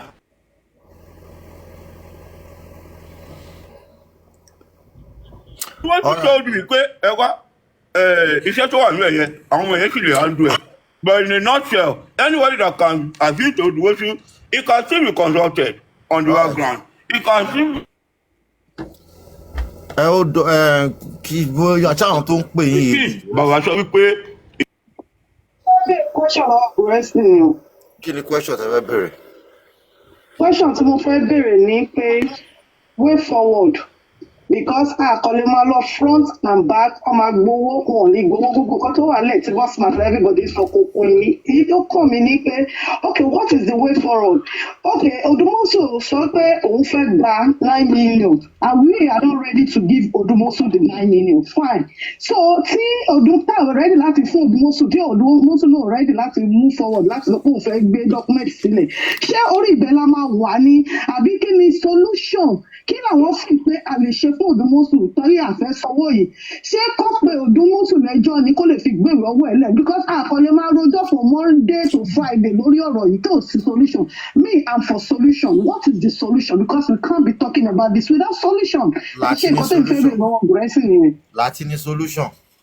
Bro Lati, can I just say one or two things to Gorexi? Number one, Mr. Gorexi, how are you doing? This is my first time talking to you since the issue that happened to you. In your submission, you said you pitied those that actually listened to Bossman. Okay, now I want to engage you now, Gorexi. It seems you want me to engage you. But please, anything that goes with my mouth, that comes out of mouth, I'm not here to fight you, but I think it's high time people need to know some things. Maybe people will understand what actually happened in the back door. Number one, in your Gorexi, you need to hear this part because someone is calling you. You need to hear. Hey, Bossman. No, hello, sir. Gracie said some things, and I want him to be here. Okay, so now I want him to hear what I'm about to say right now. Number one, you said something about Fadele that Fadele when he said he wanted to be leaving. No, Fadele never said he wanted to leave. It's people that said they fired Fadele. They say ask him to go. Fadele voluntarily is all right. So that is one of a point of correction on that. You said you know a lot. You know a lot. Well, you know a lot. But you definitely know that I know too. Now I'm asking you. You said Bossman said you can. If I say something that is that is disfaming your character, Gorexi, and I'm telling you, Mr. Gorexi, or Miwa, or Baba Mobad, or I've said something contrary against the Sun, you are free to sue me. You can go legally. And now you are saying that what I'm saying is my own opinion. All right, and I'm telling you that there are some things that I know. All right. Until I will wait till Miwa, anyone that can debunk me in this Justice Mobile, you are two people, Miwa or Odumosu. Miwa or Odumosu. Now, Gorexi, I don't know why you dropped. You have to tell the public here who brought Odumosu and how you guys brought killing agreement and signed by Shitu. Who took 10% from the money that from Shitu? All right, 10% of Shitu's money. Who collected 10% of that money? Hello, about 10%. Bossman. If you don't need to be asking them the question. If you know who did, You bust it out Please, then. Sherry, enough of all these things that you people are And just it's like doing to back pay and forth. Gurexi. When was the last time Gurexi spoke with? Hold on, sir. You need to tell Gurexi that when was the last time did he speak with Odumosu? Kí ni nǹkan tó fa ìjà Gurexi àti Odumosu? Ẹni kí Gurexi kò bọ́ síta since Bossman, what's the April meaning last of all year. this now? Because he was saying some things, he was being biased. Oh yeah, Bossman, everybody is asking you what's the way forward. The way forward, I've said it. I said, let us sue Odumosu. Oh yeah, I got listen to If way you forward. think the way forward is this, according to what people have said, I'm only giving my own submission that if you think that Odumosu did not deserve the money that is asking for, let's way forward. Why can't we sue the chamber of Odumosu to court and legally? Because number one, all right, now we have a son, Sanshitu. All right, let them contact Sanshitu to sue Odumosu to court. That's the only way forward. Because according to the legal terms that I know about, if Odumosu asks for that money, I don't know if Baba Mohbad will be able to, anybody will be able to stand it, take Baba Mohbad's job. All right. Now they said that Odumosu is a charge and bail lawyer, and we have a ultimate son in the house. So tell Sanshitu that is now the son working for the Justice for Mohbad to sue Odumosu. Let them take him to court. It's as simple as that. Why are we going back and forth? Sue Odumosu. If you think that he does not have the right to ask for that money, got to suffer Odumosu. They've alleged that GoFundMe at our access account. You are the one that goes with it. You use the money to buy car, you bought house, and then you do everything. Odumosu, and I'm telling you, and I've tell Odumosu in my show yesterday that Odumosu must present a statement of account of his firm. The public want to know because they've alleged it. All right. Bossman. Yeah. Hello, Mr. Latif. Yeah, quick one. Thank you for Terry. I can tell you the fact, Bossman, you are fighting because of the loyalty of Mohbad. Oh, just the justice of Mohbad. Oh, Mohbad is on jack. You are a thief.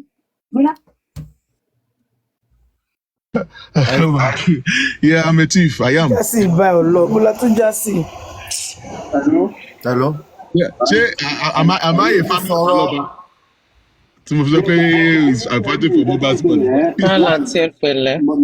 Tí wọn ò bá pe àwọn Mr. Muyiwa pé gbogbo ibi tí ọ̀rọ̀ owó wọ̀ tí wọn ò bá ṣẹ́tù kínní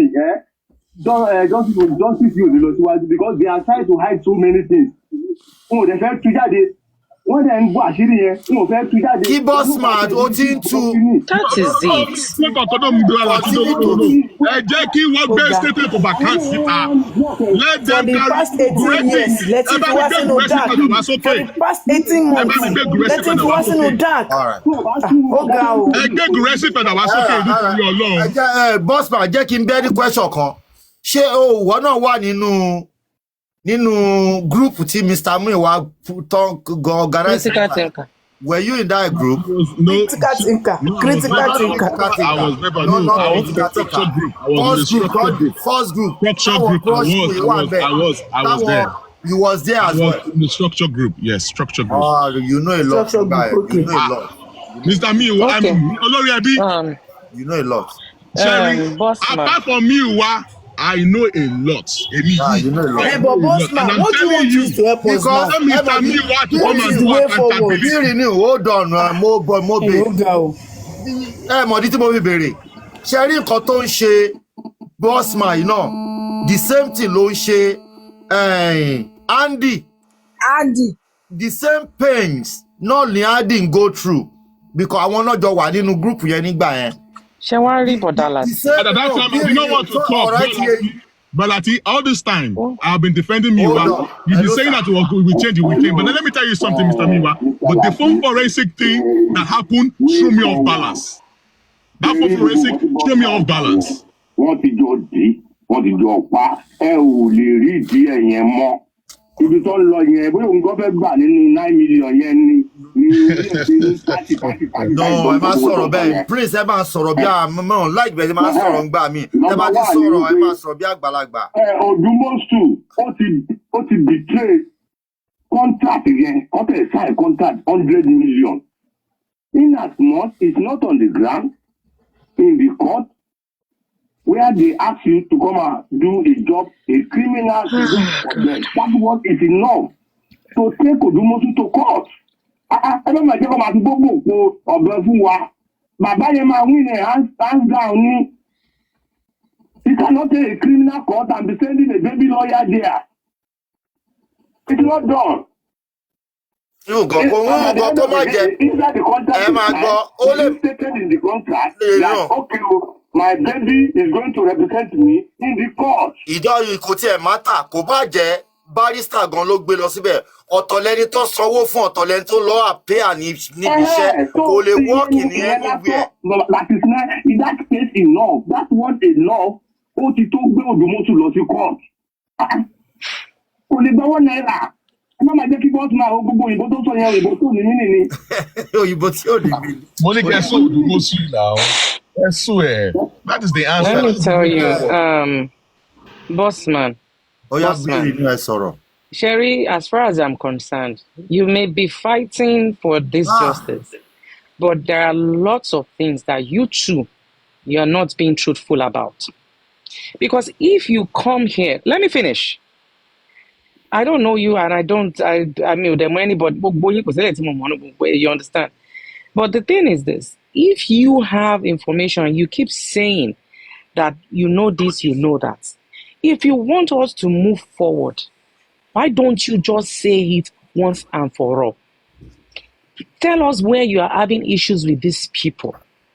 You just don't come here and you people keep bringing up issues, but you don't want anybody to address it. You keep saying, ask this, ask that, ask this, ask that. It's not going to take us anywhere. It's not going to take us anywhere. The thing is, from the onset, Atimuiwa, Odumosu, they have been playing games. So if you are not telling us now that we should sue Odumosu to court because he is demanding 9 million, you to listen to yourself now. Listen to it, because this guy just came to scam everybody. We may not be lawyers, we may not know all the legal terms, but we are intelligent. How can you pay in your any pro bono and you are not demanding for 9 million? On what basis? And if you know that there's a contract or there's something going on, why don't you just come out and say it, bossman? Why are you beating about the bush? Okay, thank you, man. It's not that Why are you beating about the bush? You people are just you're frustrating us. No, I know if you don't want us to do justice anymore, you people should just come out and say no justice for Mohbad. I agree with you. Okay, cool. But one thing I want to let you know is this. I'm not beating around the bush. One thing I'm demanding for is that if you guys want to know the truth, if you want to know the truth, tell them to do accountability.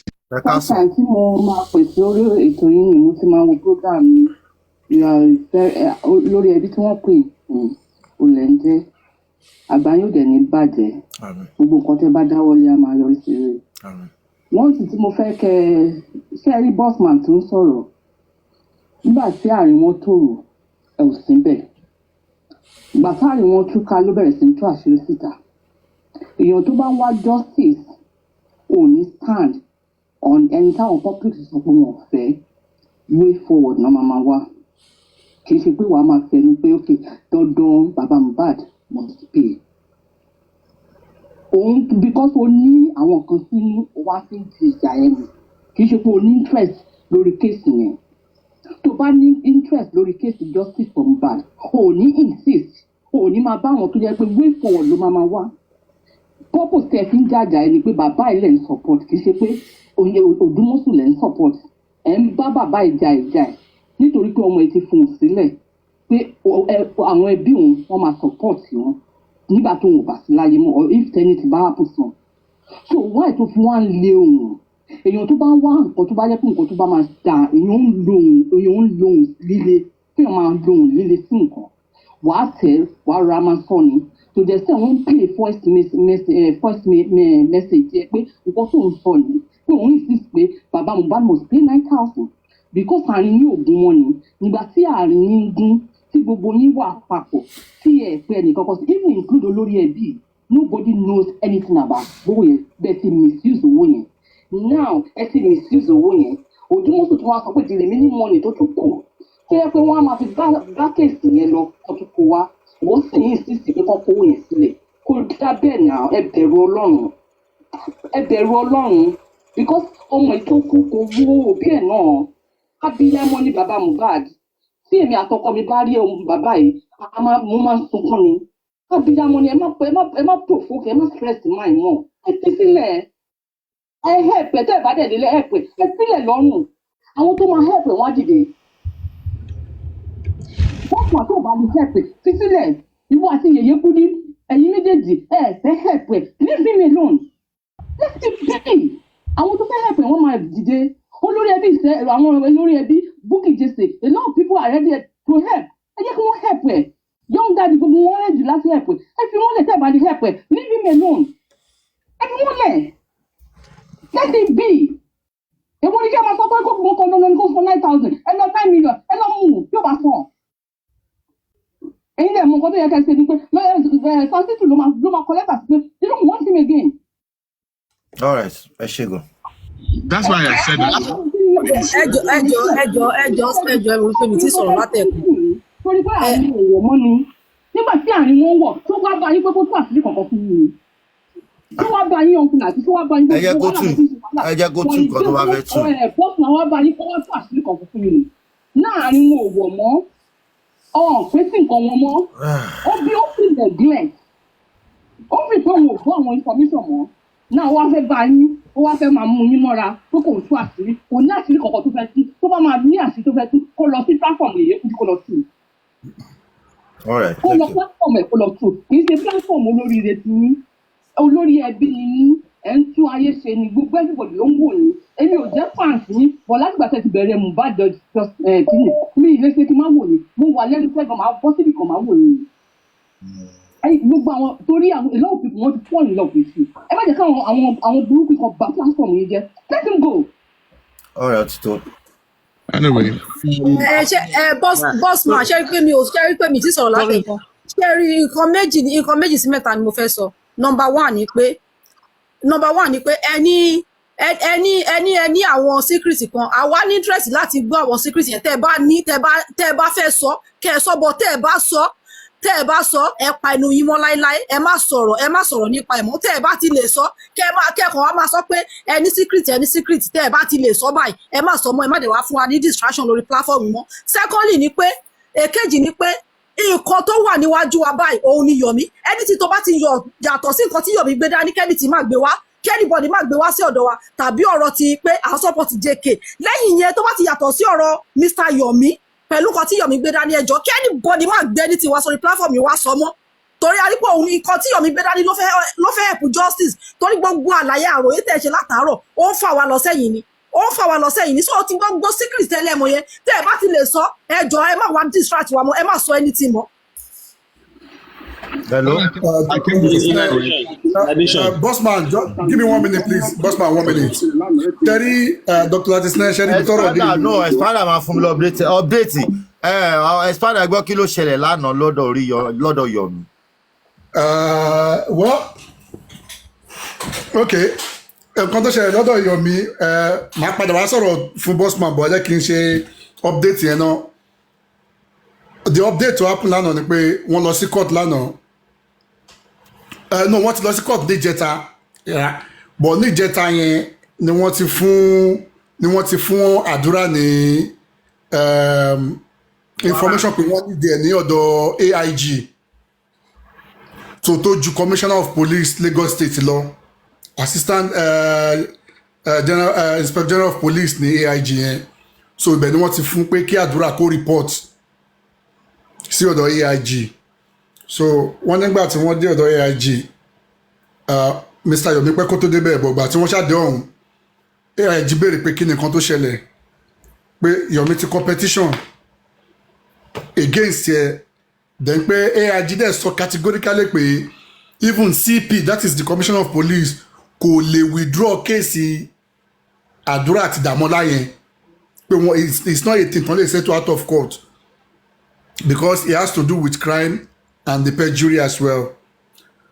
now wọ́n wá ní kí àdúrà kó lọ kọ statement kí ló ṣẹlẹ̀ along the line drama ṣẹlẹ̀ láàrin Mr. Yomi àti ìyá Mohbad tọ́jọ́ ń tàun síra wọn tí ìyá Mohbad ló máa gba Mr. Yomi so àwọn yẹn kọ́ la need now ìgbà tàdúrà kọ statement lórí wípé fraudulent issue yẹn lórí ọ̀rọ̀ phone wọ́n wá ní kí àdúrà padà kó lọ kọ statement pẹ̀lú lọ́ọ̀yà ẹ̀ kí lọ́ọ̀yà ẹ̀ wà ń bẹ pẹ̀lú ẹ̀ kó lọ kọ statement pé kí ni nǹkan tó ṣẹlẹ̀ báwo ni Mohbad ṣe kú ńjọ́ tí Mohbad kú kí ló ṣẹlẹ̀ gangan so they are starting the case afresh now àdúrà ti kọ gbogbo statement títí ẹ̀ báwo ni Mohbad ṣe kú gbogbo tó bá kọ síbẹ̀ tí lọ́ọ̀yà ẹ̀dẹ̀ wà ń bẹ pẹ̀lú ẹ̀ ó mí pé ó bind against ẹ̀ in the court of law now òun ti kọ statement títí ẹ̀ bẹ́ẹ̀ yẹn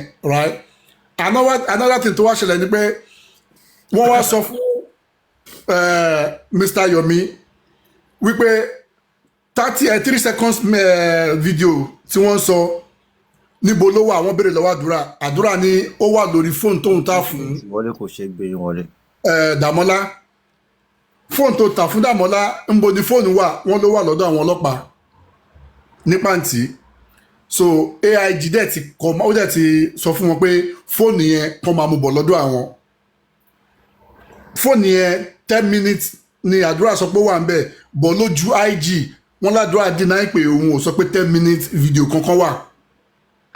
Again wọ́n ló dínà pé òun ò sọ pé 10 minutes. ta ní kọ́pì ẹ̀ lọ́wọ́. so Mr. Yomi sọ pé ìyẹn ò ṣe problem ṣebí fóònù yìí ọwọ́ ọlọ́pàá ló wà ní pàǹtí kí wọ́n mú fóònù yẹn wá so tí wọ́n bá mú fóònù yẹn wá pé àwọn àdúrà àti Mr. Yomi àwọn àjọ wo fóònù yẹn àwọn àjọ wo fídíò yẹn pé àwọn wà interested lórí fídíò yẹn so which means bóyá after video yẹn or even before video yẹn ó mí pé gbogbo àwọn yòókù tán wà nínú ilé nígbà tí Mohbad kú wọ́n máa invite wọn one after the other in as much as ti àdúrà fìlì ti kọ statement títí tiẹ̀ lórí kí ni nǹkan tó ṣẹlẹ̀ níjọ́ tí Mohbad kú.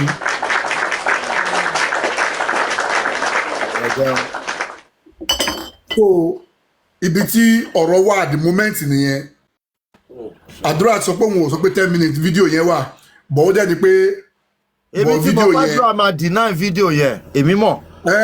ṣebí video ẹ̀ wà ń bẹ̀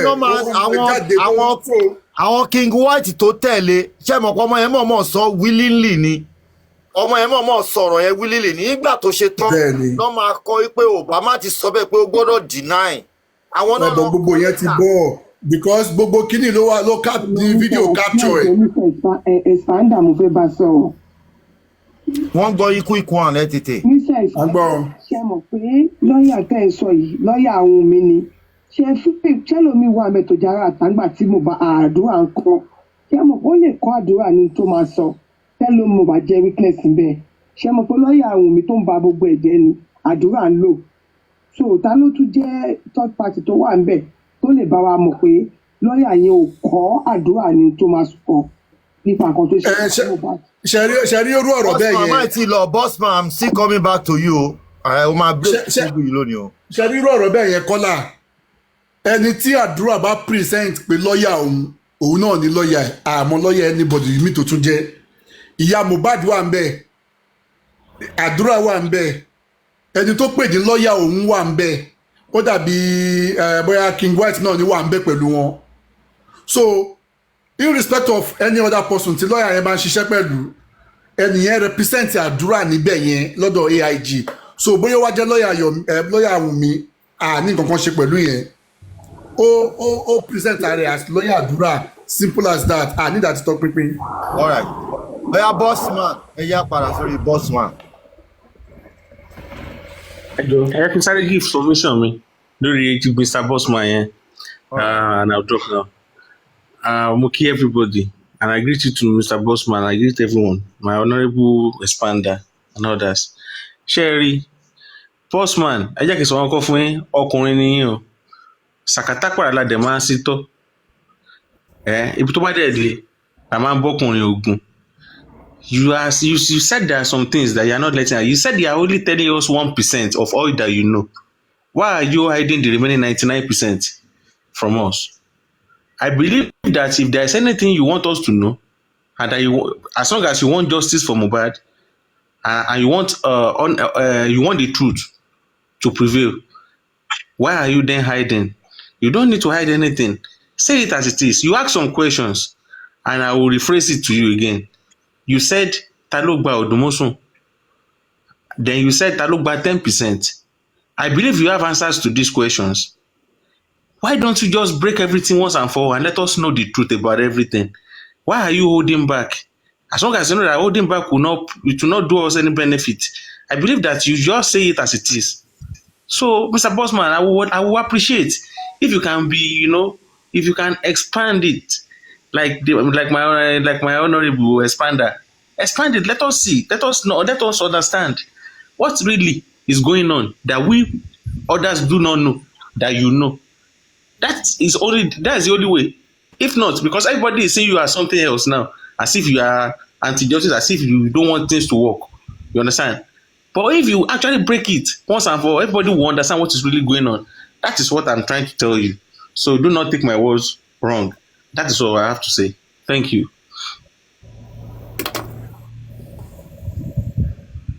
Hello, Bobole Expander. Ẹ̀yin ni mo fẹ́ kí o.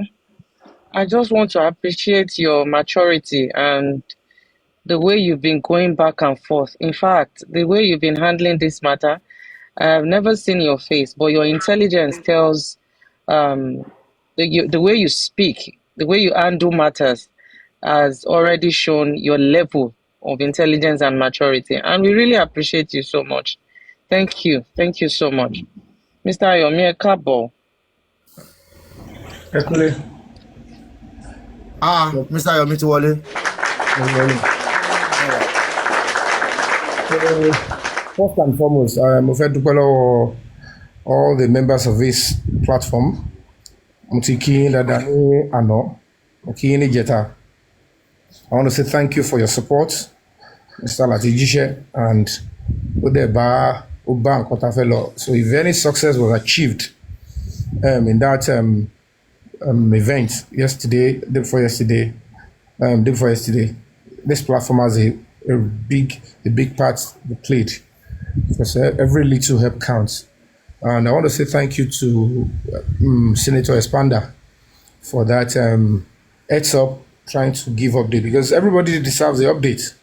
But I'll just recapitulate, because there are some certain things he may not want to say, so that it will be like a reporter speech. So his maturity is top notch, and I understand. But I just want you to know what he said, they were on point. And the other aspect is that people low. That's why I posted all the petitions I wrote. And it must be through a petition. Court,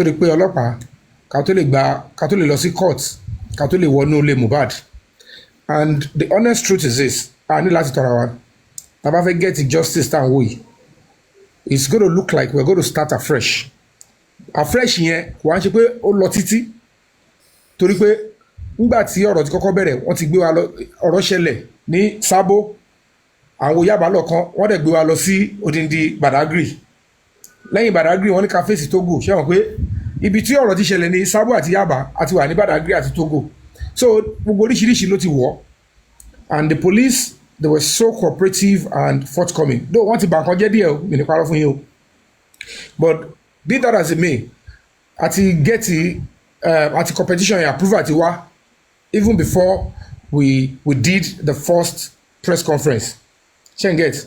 But unfortunately, ìgbà tí a pe àdúrà, tí mi expect àdúrà, tí mi expect màmẹ́, so bá mi lójijì, nígbà tó yọjú, mo ní wẹ́, bóyá wọ́n fẹ́ ní nǹkan tó fẹ́ ṣe, bóyá wọ́n fẹ́ jẹ́wọ́ ni, or whatever it is. But maybe they will say whatever they want to say. But luckily, wọ́n tún wá ṣe kí ni, wọ́n fi àwọn ọ̀rọ̀ bọ́ǹbù lọ́wọ́, gbogbo nǹkan tí ó tiẹ̀ tún ṣokùnkùn. Damage control. Kò tiẹ̀ bá. Wọ́n fẹ́ wá dúnkòkò, wọ́n fẹ́ wá ó ṣe damage control. Wọ́n fẹ́ wá destroy, wọ́n fẹ́ wá dúnkòkò, kọ́ ba gbogbo ẹ̀jẹ̀, so that kò ní lójú, kò ní ní.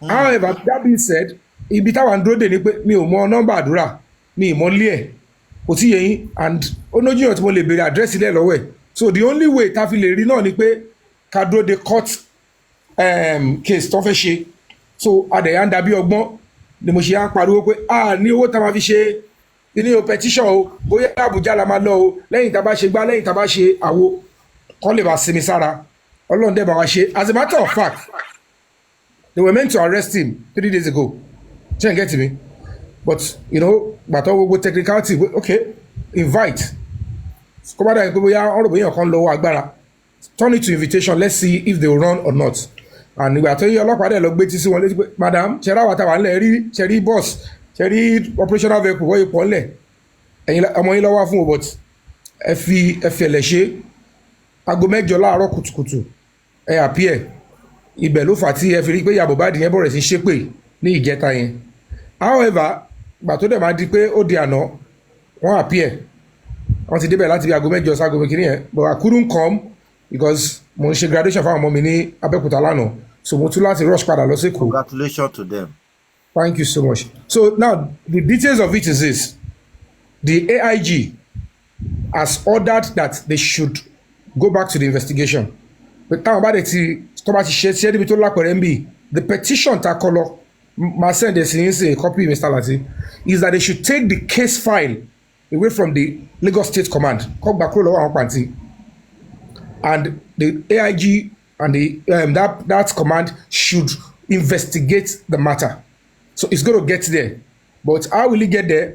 Òun láti bẹ̀rẹ̀. So the first person òun ni pé àdúrà he should come in and wọ́n ṣàṣẹ wá ní o wọ́n ṣe wú ẹ ní o ó kọ ọ̀rọ̀ impersonation lẹ̀ a sọ̀rọ̀ níwájú AIG ní well òun pàṣẹ kí wọ́n kọ́ sọ fún Lagos State Command fóònù tó wà lọ́wọ́ wọn yẹn àti kíní kọ́ transfer wá sí ọ̀dọ̀ àwọn fídíò yẹn a gbọ́dọ̀ wò ṣé ń get me but unfortunately ibi tí èmi ti wá wá pé mo kọ̀ fọ̀rọ̀ jómi tó rọ̀ ni mo wá kárí pé náà máa bó ṣe yẹ kó lọ rèé tí drill ẹni yìí wọ́n ní òótọ́ mà ní nígbà tó pọ́n lo iṣẹ́ ni wọ́n láti dá padà ibẹ̀ ni King White yẹn ti sá lọ torí wọ́n rò pé àwọn ti escape bó ṣe dá padà nìyẹn pé ohun tó ní ká ṣe ọ̀tọ̀ ẹ̀dẹ̀ sáré ṣe àdàbàkàdà wọ́n dá padà síbẹ̀ and they drilled him and they asked the lawyer to come back and tell us exactly láti ìbẹ̀rẹ̀ báwo ni Mohbad ṣe kú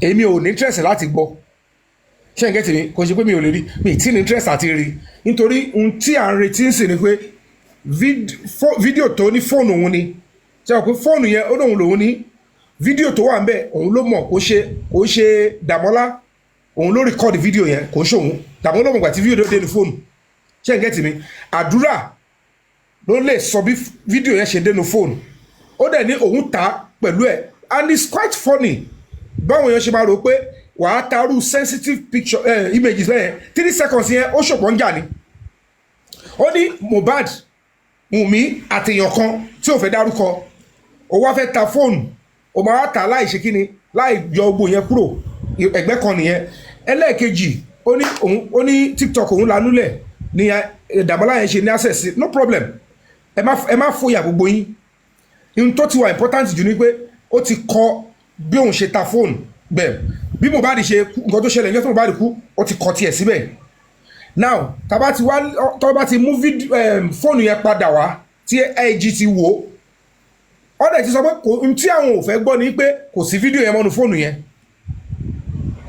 kò possible ẹlẹ́ẹ̀kejì wọ́n ní ẹjọ́ tí wọ́n bá Dàmọ́lá ṣe 5 count charges yẹn wọ́n settle o wọ́n bẹ̀rẹ̀ wọn bẹ̀rẹ̀ wọn o òun sọ́rí wọ́n ní yóò kàn ní ẹjọ́ commissioner of police ò dẹ̀ lè withdraw ẹ̀ kí ló fẹ́ withdraw ẹ̀ fún pé so ìyẹn kò sí ohun tó bá ṣẹlẹ̀ pẹ̀lú kéèsì yẹn lọ bẹ́ẹ̀ that is fún impersonation o tí ó bá ti kan Dàmọ́lá ó máa wá sí ọ̀dọ̀ tiwa náà now ṣé wọ́n ló bá Yọ̀mí chat yes or no ló nídìí èmi ni mo bá chat good ṣé n tó kọ síbẹ̀ pé bí Mohbad ṣe kú ṣé òótọ́ ni àbírọ́ ni now ó yá kọ sí statement bóyá sọ pé bí Mohbad ṣe kú yẹn ó kú ànulẹ̀ yẹn jọ ó yá kọ́lẹ̀ ká lè lọ mú ẹni tí ó sọ pé ó pa Mohbad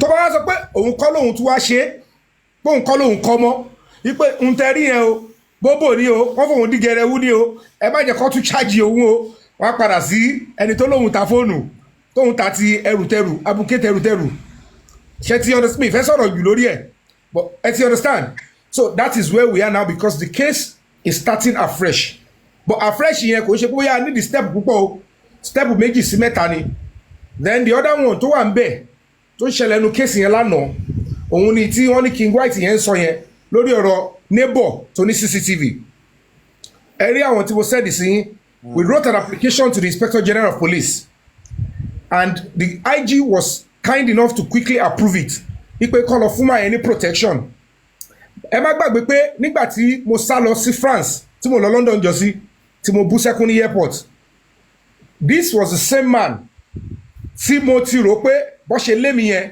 wọ́n máa ti lọ gbẹ̀mí ẹ̀ though at the end of the day wọ́n make attempt lórí máa yẹn because gbogbo ohun tí máa yẹn sọ fún mi kó ṣẹlẹ̀ níjọ́ tí mo bá di kú tó ló wà lọ́wọ́ òun kí n lọ gba court order wá ṣé ẹ gẹ́tì mi pẹ̀lú ọlọ́pàá mo competition lọ AIG approve ẹ̀ a lọ sí court àsanwó court àṣẹ gbogbo ẹ̀ àlọ́bámà yìí akọ́ ọlọ́pàá lọ sílẹ̀ ẹ̀ nígbà tá a máa lift hard disk èmi ti yí tòótọ́ ṣe mọ̀ pé mt rẹ̀ abámbẹ̀ṣá níjọ́ tí tàdé máa tún lift ẹ̀ yẹn máa yẹn sọ di ogun pẹ̀lú mi ni ó treat mi bí ìgbẹ́ látàrí pé wọ́n ní àwọn búkì jẹ́sẹ̀ wọ́n ti gbogbo lé òun wọ́n gbé sórí social media òun bẹ̀rẹ̀ sí receive threat mo wá tún wá fẹ́ wọlé òun mo fẹ́ pa òun mo ní èmi báwo àbúrò bàbá Mohbad ni mo fún ní information níwájú lẹ́yìn mi ìdẹ́gbẹ́ síta nítorí pé ẹbí Mohbad ni mo pè wọ́n wọ́n dẹ̀ náà lọ́ọ̀yà ló ń bọ̀ èmi ò gbé fún búkì jẹ́sẹ̀ kankan o èmi ò mọ bí búkì jẹ́sẹ̀ ṣe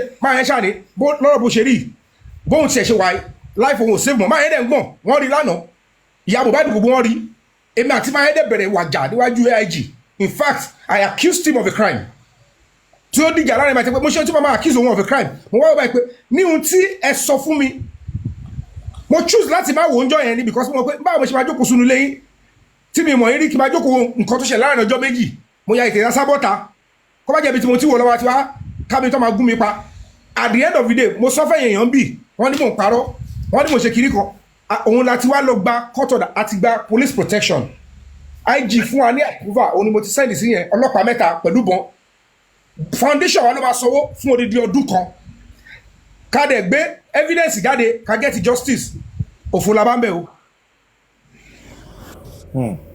òfò òun ni mo ti sẹ́ndì gbogbo document yẹn sí stamp approval IG àtọlọ́pàá àwọn ọlọ́pàá ti wá ń sìn wọ́n kọ̀ dá dúró lẹ́gbẹ̀ẹ́ kan ohun tí àwọn Mr. Famuyiwa àti Bukky Jesse ohun tó dálẹ̀ lápá abẹ́rẹ́ nìyẹn bọ̀ ó bà ní kò bàjẹ́ bọ̀ ibẹ̀ ní ṣọ́kà ti mú gbogbo wọn àti ìyá ọba di pé àti White yẹn pé yé àṣìṣe ti lọ jìnà bọ̀ ẹ fọkànbalẹ̀ apá kan nìyẹn ṣẹ́ǹgẹ́ tì mí ẹ calm down something we work something out mi gbọ́dọ̀ sọ yẹn bí tó bá ti materialize I'll come back and tell you guys ṣó ti yẹn so ẹ bá wọlé ìgbà tàbí that's the update Expander thank you so much for standing through mo kàn ní sáré wá ṣe àlàyé bẹ́ẹ̀ nítorí mi ní parọ́ fún yín èmi náà wà létí window. ẹ ṣe Mr. Yomi máa báṣẹ́ rẹ lọ Yomi máa báṣẹ́ rẹ lọ Yomi Fabiyi máa báṣẹ́ rẹ lọ Yomi Fabiyi máa báṣẹ́ rẹ lọ iṣẹ́ rẹ dẹ̀ tẹ́ wà lọ. ẹ kọ̀ bá mi mo ti ẹ̀ ti gbàgbé ẹ̀yin tẹ̀ ń kọrin ẹ bá mi kọrin yẹn pé kí àwọn immigration Kútọ́nù àti ti second one yẹn ọ̀rọ̀ ojúlẹ̀ dáadáa o wọ́n mọ̀ bá ṣe ṣe ń gbà tí Bobrisky commission pé ìyá Mohbad yẹn ó ní jẹ́ púpọ̀ ó bá lọ ṣe wọ́n ta o. mo really appreciate yín gan ni o ọlọ́lẹ́dùnmarè a máa dáàbò ẹ̀pọ̀ ẹ o níbi tó bá o ní fẹsẹ̀ kó wáyé o. but at the same time bákan tó ń gbà nímọ̀jú ni pé o máa fi ọ̀rọ̀ síkù bí àgbà ìwọ náà ti sọ̀rọ̀ jù lórí CCTV rẹ̀ ká ló mọ̀ ń gbà yẹn náà ni kò yẹ kó sọ síta láti tó máa lè gba kọ́ńtọ̀ dàgbà tètè. Excuse ọ̀rọ̀ púpọ̀ jù ó máa ń bá ọ̀gbẹ́ ní sir. Hold on, sir. Hello, sir. Hold on, please. Hold on. Hello, sir. On a very good day. Ní time yẹn gbogbo yín ẹ̀ ń get it wrong. I don't know any legal team. I don't know anybody. I was calling out the police. All right. Mistake tí mo yín ṣe nìyẹn. Èmi ò mọ kọ́kọ́ tó ń ṣe lómi ìmọ̀ pa TikTok tara. I was calling out the police pé ẹ lọ believe fi eléyìí. Mo náà ṣẹ̀ṣẹ̀ dé ń gbà ẹ̀ lẹ́nu. Gbogbo ilé iṣẹ́ mi gbà tó yẹ pé àtijọ́ ọmọ bó ṣe ń lọ bì. Ẹ bá bàbá yẹn àkọ́ṣọ́ blame. Inú ilé wọn náà. Tẹ̀lé mi tí mo rí nǹkan tí mo sọ síta. Máa lọ gbé gbogbo yẹn náà jáde. Owó nǹkan ṣe wọ́n á bèrè ẹni tó tú kámẹ́rà yẹn lọ ọdún lọ́jọ́ sí gbogbo ẹ̀ náà máa dé. Ẹ má wòrán jọ, ẹ má wòrán bọ̀. Wọ́n jẹ̀jẹ̀ bẹ̀rẹ̀ ni. Gbogbo ẹ̀ náà ò pẹ́ mọ́ o, kò ṣe kó pẹ́ o, ẹ kò fọkàn balẹ̀ ni o. Àtijọ́ wọn ṣùkò, ìyá Mohbad, ó lóun fẹ́ yaṣọ mọ́ mi lọ́rùn nínú zone 2.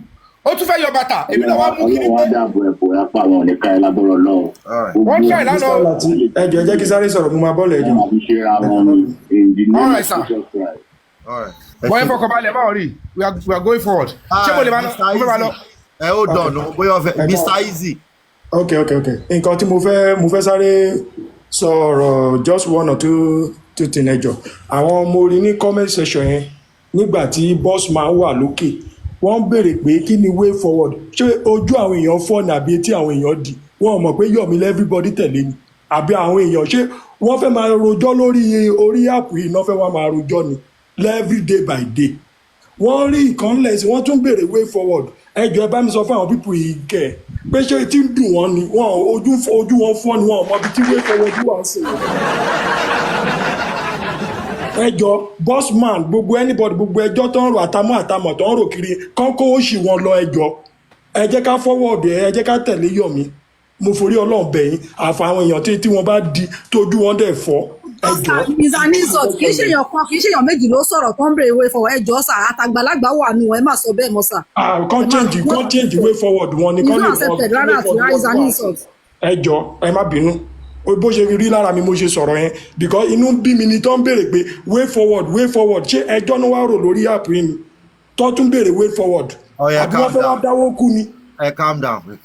Àdáwó fẹ́ anybody mọ́ ọ̀dọ̀ Yomi la máa dáwó sí afẹ́ wo ẹ̀yìn ẹ̀ ó ti tán ẹ jẹ́ kí n bọ́ sàlẹ̀ bẹ́ẹ̀. Ṣé ti wà ókè nsìn?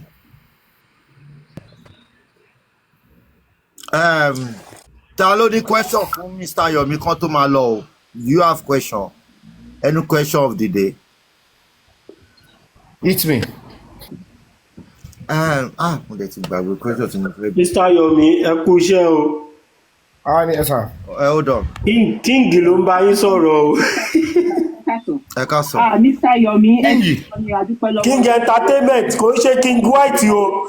King entertainment ló sọ̀rọ̀. Ara àwọn tí wọ́n lé Mr. Yomi káàkiri orí social media yẹn tó ń fẹnu bà wọ́n jẹ́ wọn àti Yèyé Kúdí torí àwọn gbogbo lọ́kọ́kọ́ bẹ̀rẹ̀ sí nígbà tí Mr. Yomi tó ti lọ́ọ́ ṣe fídíò bẹ̀ yẹn tó ti fẹ́ láti get òun Bossman àti Yèyé Kúdí wọ́n fẹ́ tó gba ajẹ́ gbogbo fún yẹn lọ́wọ́ Mr. Yomi ó tó pé Mr. Yomi ò gbà fún wọn ní Mr. Yomi fún ẹjọ́ torí Ọlọ́run ló bọ́dá láti gbogbo ọ̀rọ̀ tó bá wà nínú fún Bossman kó jẹ̀rà àmọ́ nípò kó gbé lọ sórí platform àtàwọn tó gba 10% kó tó lọ máa yọ dúẹ̀dẹ̀ Mr. Yomi láwà fẹ́ máa gbọ́ ọ̀rọ̀ wọn nísìn ọ̀rọ̀ Bossman tó gbé lọ sọ́dọ̀ Yèyé Kúdí ẹ̀ orí platform ẹ̀ kọjọ́ lọ máa yọjú gbogbo àwọn tó gba 10% gẹ́gẹ́ bí Debbie ṣe sọ kọ́ má gbé ọ̀rọ̀ rádaràda ẹ wá síbi báyìí mọ́ kọ́ dúró láyé ara wọn ìtí wọ́n ṣe ó tó. Ó ti tó ẹ náà ti tó tẹ́yìn náà sọ ti tó. Ta ló ní question kí mo máa release ibi ọ̀dà Yomi o? You have question of the day. Mo jẹ́ ìrántí question mo jẹ́ fẹ́ béèrè nǹkan wọ́n dẹ̀ sàpá mi lórí ní sá. Dr. Latisne. Mr. Yomi wọ́n ní àdúrà ti deny pé kò sí fídíò tó sọ ń jọ kíní pòun ní lọ́wọ́ ló sọ pòun ní mọ́. Ayé ẹ kọ́kọ́ bá mi fún látẹ̀wọ́ bó ṣe deny ẹ kọ́kọ́ fún látẹ̀wọ́ wọ́n á sọ mínínà àtẹ̀wọ́ yẹn. Jẹ́wọ́ pé ọlọ́pàá máa ń fún yàn láàyè ọlọ́pàá máa ń fún yín láàyè pé say your part. Express. But luckily for them iwájú AIG ló ti sọ òtí yẹn kọ́ mo sọ AIG dẹ̀ tún béèrè lọ́wọ́ again pé did you say there is 12 minutes or not? Nígbà tó wá bẹ̀rẹ̀ sí ń gbọ́n lóhùn tó bẹ̀rẹ̀ sí ń gbọ́n bí generator tí ò sí plug mẹ́ ibẹ̀ nínú ti bí AIG yẹn pé you know what okay mákẹ́ okay video kò sí video àwọn ò sọ bẹ́ẹ̀ àbò sọ bẹ́ẹ̀ but video wà ó ní ó wà lóhun náà okay no problem òun wá sọ sí all of you all the police officers sit down go and get the phone back here ẹ lọ àti ọlọ́pàá èyí tó fọ́nì jù ni pé àti ọlọ́pàá tó wà lọ́wọ́ ẹ̀ gangan ni kó tẹ̀lé fóònù yẹn padà wá ó ní pẹ̀lú ọlọ́pàá tí ó gba fóònù yẹn tó wà mẹ́ẹ̀ tó gbé kéèsì ẹ̀ lọ court ni kó jọ pẹ̀lú fóònù yẹn wá síwájú àwọn ní ìnísọjọ́ tó pé wọ́n dẹ̀ ti ní Mr. Yomi ẹ dúró tí wàá ń bì digbí kò sí pé a fẹ́ ṣe kankan lẹ́yìn yín à ń fi dá yín lójú pé nísìnyí ibi tí kéèsì dé ẹ ní the protest dúró tí wàá ṣiṣẹ́ pẹ̀lú wa gbogbo ẹ̀ ló máa rí kí n tún wá fún yín ní ẹ máa láti fáwọn ọlọ́pàá látẹ̀wọ́ o tí n bá so iye ọlọ́pàá tó pè mí wọ ọ́fíìsì ẹ fún wọn látẹ̀wọ́ náà ní zone 2 yẹn o AIG's office látọ̀rí AIG ẹ bá fún wọn látẹ̀wọ́. ẹ kàn ní kí n máa fún ọ látẹ̀wọ́ mọ̀ fún everybody látẹ̀wọ́ ń sí o. ẹ máa sọ fún yìí máa sọ ní àṣẹ gbogbo bó ṣe ń dùn wá ń bì ṣé ń gbọ́dọ̀ mi àṣẹ gbogbo bó ṣe ń dùn wá ń bì ó dùn ọ̀pọ̀lọpọ̀ wọn bọ́n torí pé kéèsì ò síwájú wọn wọn ò wá rí èèyàn tó sọ pé ẹ gba kéèsì kúrò bí tẹ wà ṣẹ́ni tí wọ́n rí pé a ṣe báyìí wọ́n wá ń pè mí pé Mr. Yomi ẹ lè mo rí tó ẹ retí ká wọ́n ní ẹ lè mọ ohun tẹ ṣe bẹ́ẹ̀ ṣe gbé wá bì wọ́n máa mọ̀ lára o kọ́ ṣe ẹ̀mí sọ pé kò ṣe department àwọn máa yọnu sí àwọn máa mẹ́sọ̀ pé àwọn máa yọnu sí tó bá nídìí ọlọ́pàá báyìí ọlọ́pàá mẹ́rin ló lọ àwọn ò máa láti join wọn kọjọ lọ ṣiṣẹ́ ìpapọ̀ káwọn pé 10 pé lọ́tẹ̀ yìí you will get that justice pé ká fọkàn balẹ̀ wọ́n wá sọ wípé ọ̀gá yẹn AIG yẹn o lára ọ̀gá tó wà ń bẹ̀ ìṣojú wọn gan lọ́wọ́ ó jẹ́ pé ọ̀gá tẹ wá wò yìí o. ta ló jẹ́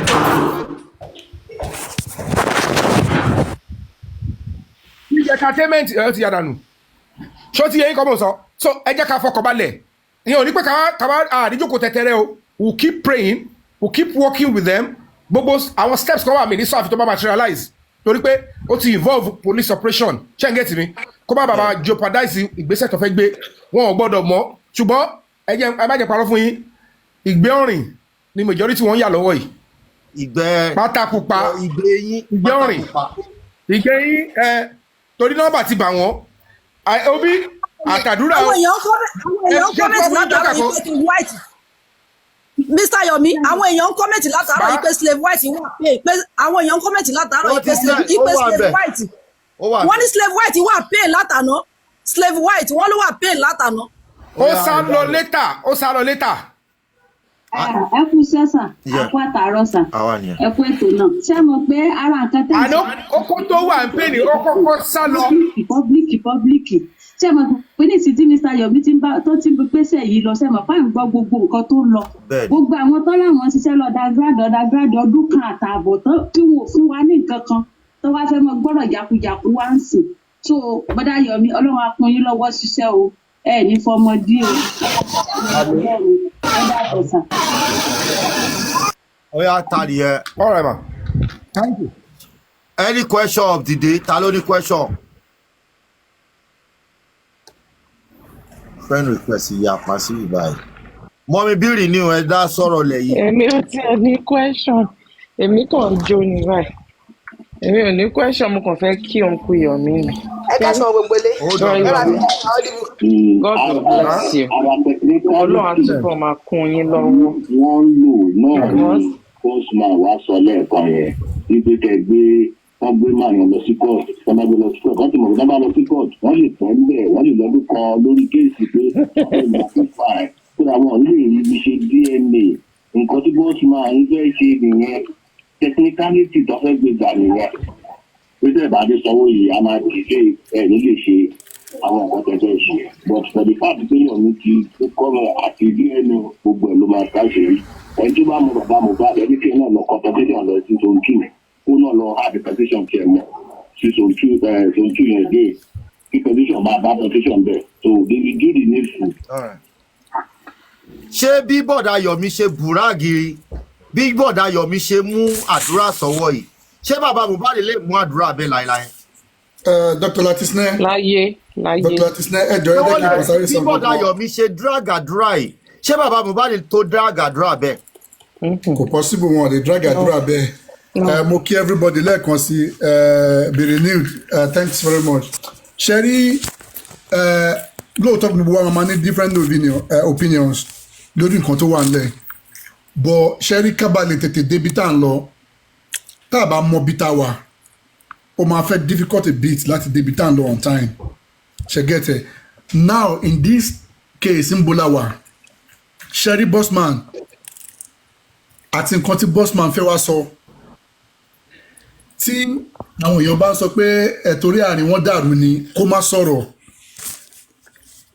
it's a bit danger it will be dangerous even more for Baba Mohbad ṣẹ́rí bàbá yẹn ẹni pé máa ń tẹnu mọ́ bíbá yẹn máa ń sọ pé àwọn tí wọ́n manage bàbá yìí wọ́n manage bàbá yẹn dáadáa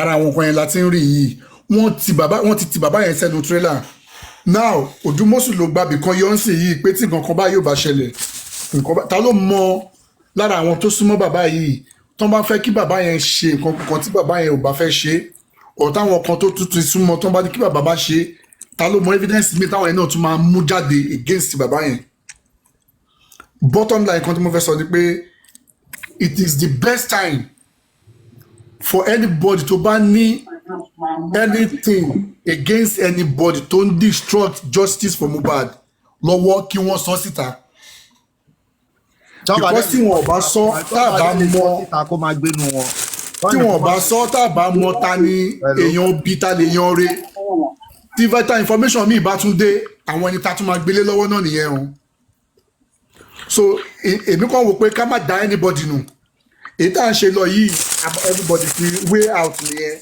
bí nǹkan tí máa nìkan ẹ sọ way out nìyẹn nǹkan tí the break silence foundation ṣe yìí way out nìyẹn ẹ jẹ́ ká fèsì yẹn but any other thing tó lè fẹ́ kọ lẹ́sẹ̀ lábẹ́lẹ̀ or tí wọ́n ti ní one or two other informations lọ́wọ́ let them come out and speak so èmi máa vouch fún yẹn pé kán jáde ká má bu anybody pé kíní ẹ jẹ́ kán wá sọ ohun tó ti ṣẹlẹ̀ so that a lè tètè débi tá à ń lọ because àwọn kankan wọn àṣírí wà lọ́wọ́ wọn.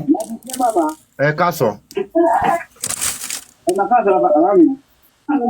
ẹ sọ̀rọ̀.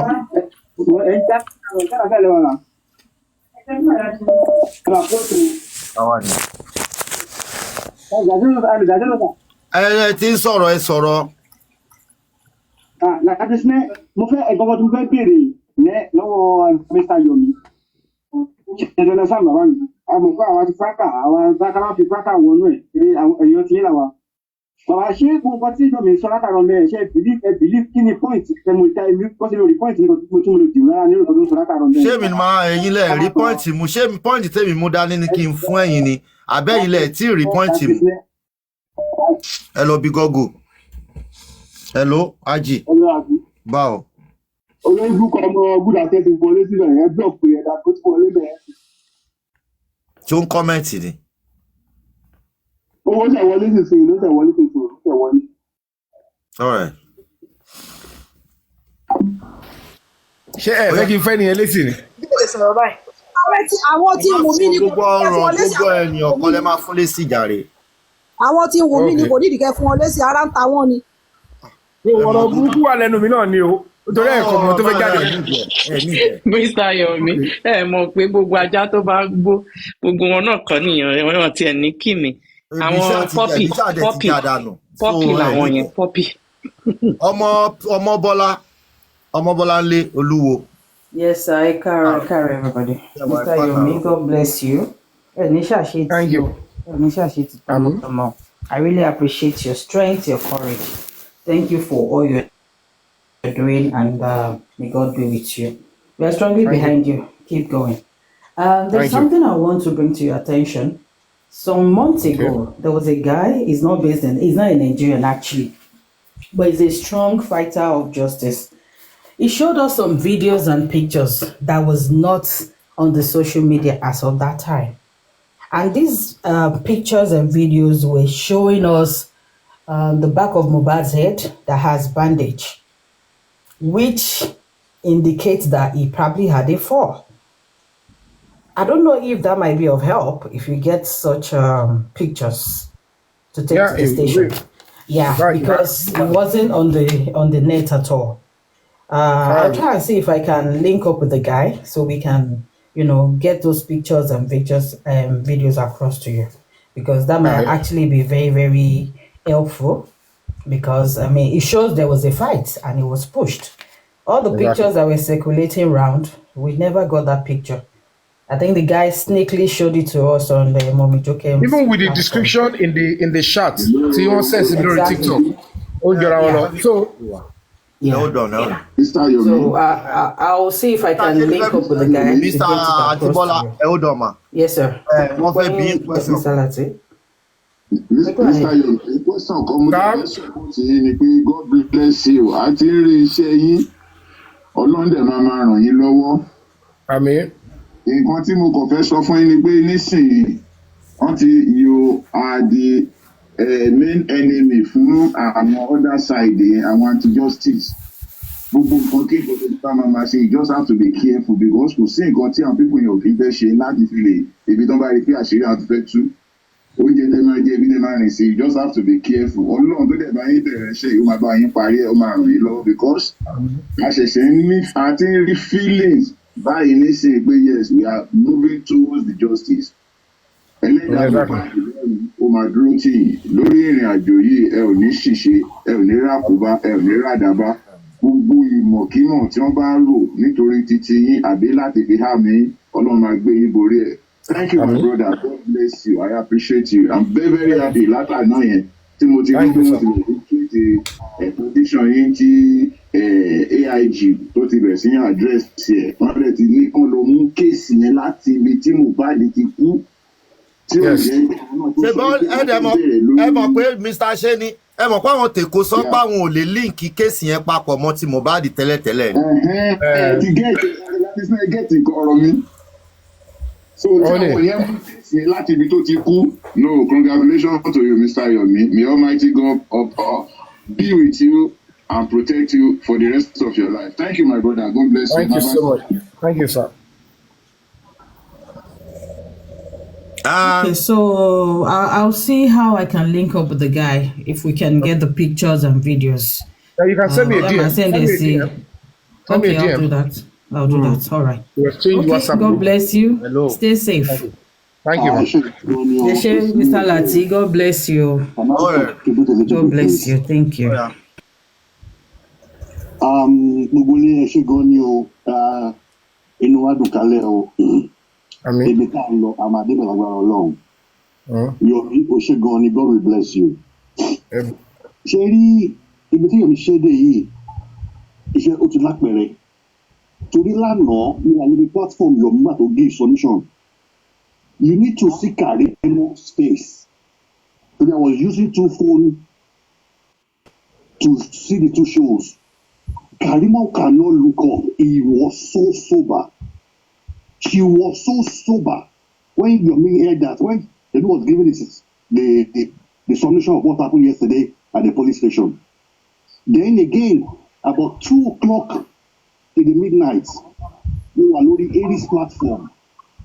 So I play King White. The man was weeping. The man was crying. Barking like a dog. Police station. Disappear to police station. So the heat is on now. They are feeling the heat badly. So I bless you, Yomi. On Akma woni kike o. Agbára woni kike o. Ọ̀rọ̀ de je ko ṣe dópin o. Thank you, Bobole. Thank you. That's it, sir. Látòkè bẹ́ẹ̀ Ṣíjú Adé. Mo ń bọ̀. Hello. Latisne, ẹ káàsán sà. Ọ̀rọ̀ Yomi ni mo fẹ́ sọ. Kí ló ṣe Yomi? Àwọn èèyàn mọ Yomi ni bẹ́ẹ̀ ni yan gidi ni. Láti ilẹ̀ ọ̀rẹ́ dàbí igi tẹnumọ́gun ẹ̀gbọ́n igi òògùn. Kò sí nǹkan tó bá dáwọ́ lé báyìí kò ó máa láti ilẹ̀ àwọn àtẹ́jẹ́ kájẹ́ bọ́dẹ̀ ládùúgbò gan amọ̀ dáadáa.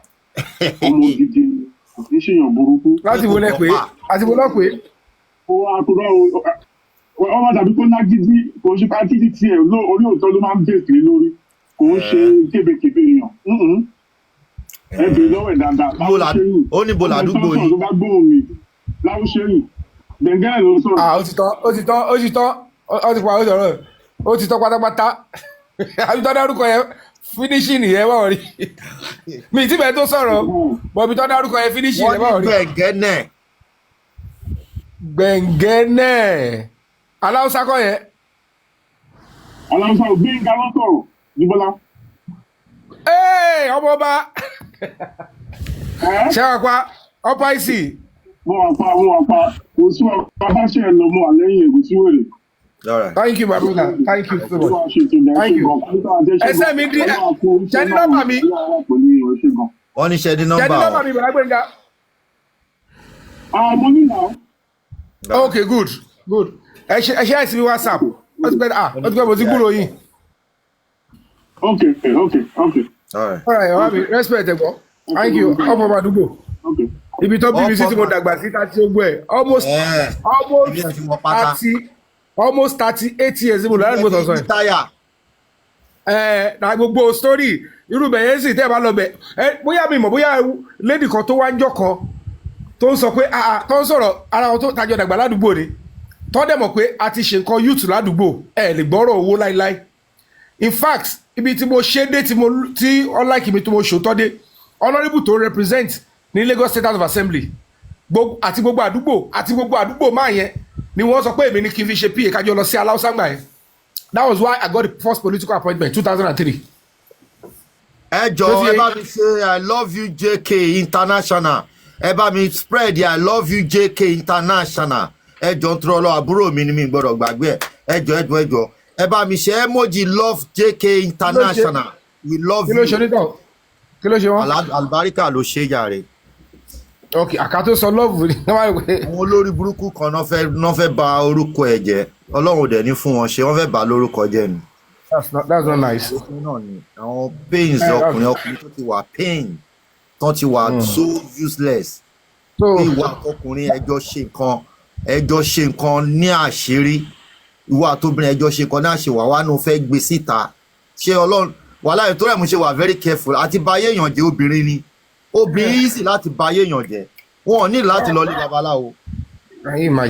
Wọ́n ní gbogbo wẹ́pọ̀ wọn lọ́wọ́ wọn ò ní láti lọ lé babaláwo lórí ọ̀rọ̀ ẹ̀kan tó ba ayé ẹ̀ jẹ́ ìwọ pé tó bá lọ fẹ́ báyọ̀ jẹ́. Ihun tó wà nílẹ̀ yẹn ṣe ń gbọ́dọ̀ mi tó wà lọ́wọ́ àwọn obìnrin yẹn ojúbọ ló ń pè é bẹ́ẹ̀ ń gẹ̀tì mi. And we are behind you and God will continue to bless you and protect you.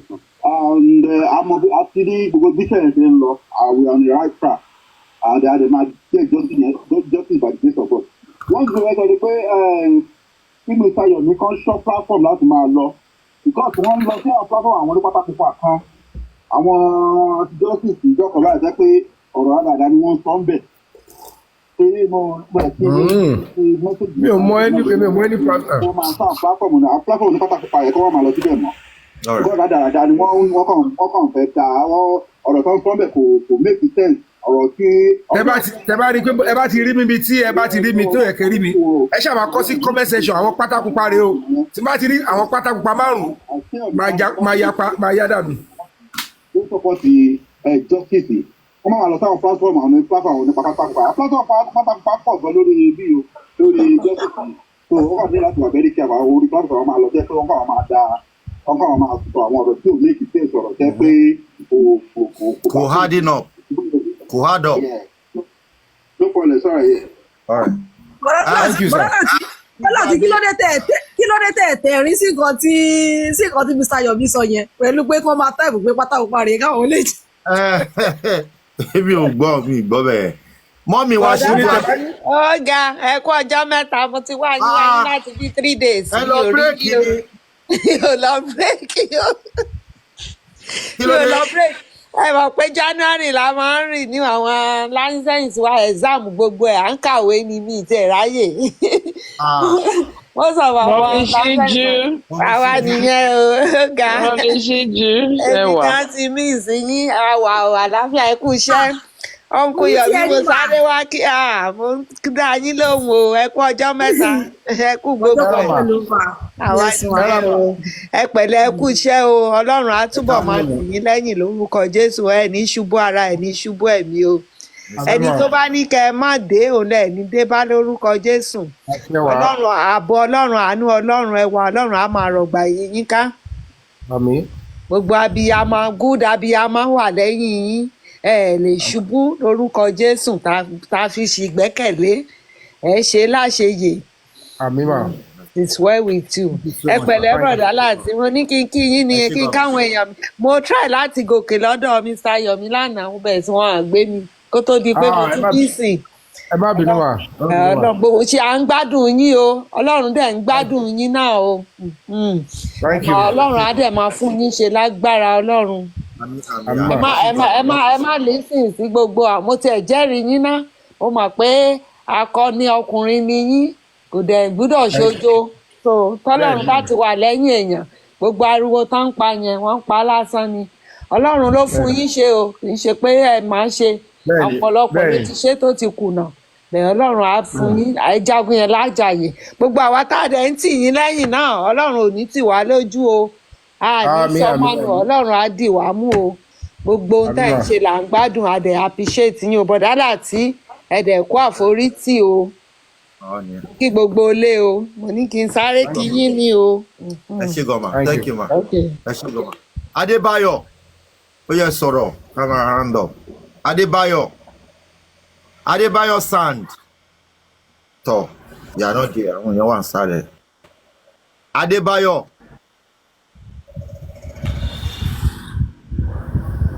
Ẹ sáré bá àwọn èèyàn wọlé.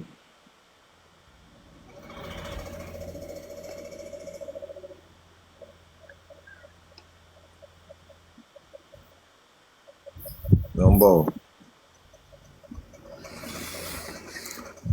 Yomi o máa báṣẹ́ rẹ̀ lọ Yomi Fábíyì máa báṣẹ́ rẹ̀ lọ iṣẹ́ rẹ̀ kẹ̀ ń tẹ́ wà lọ́rùn kẹ́ Yomi o máa báṣẹ́ yẹn lọ Yomi o máa báṣẹ́ yẹn lọ iṣẹ́ rẹ̀ kẹ̀ ń tẹ́ wà lọ́rùn kẹ́ Yomi Fábíyì máa báṣẹ́ rẹ̀ lọ.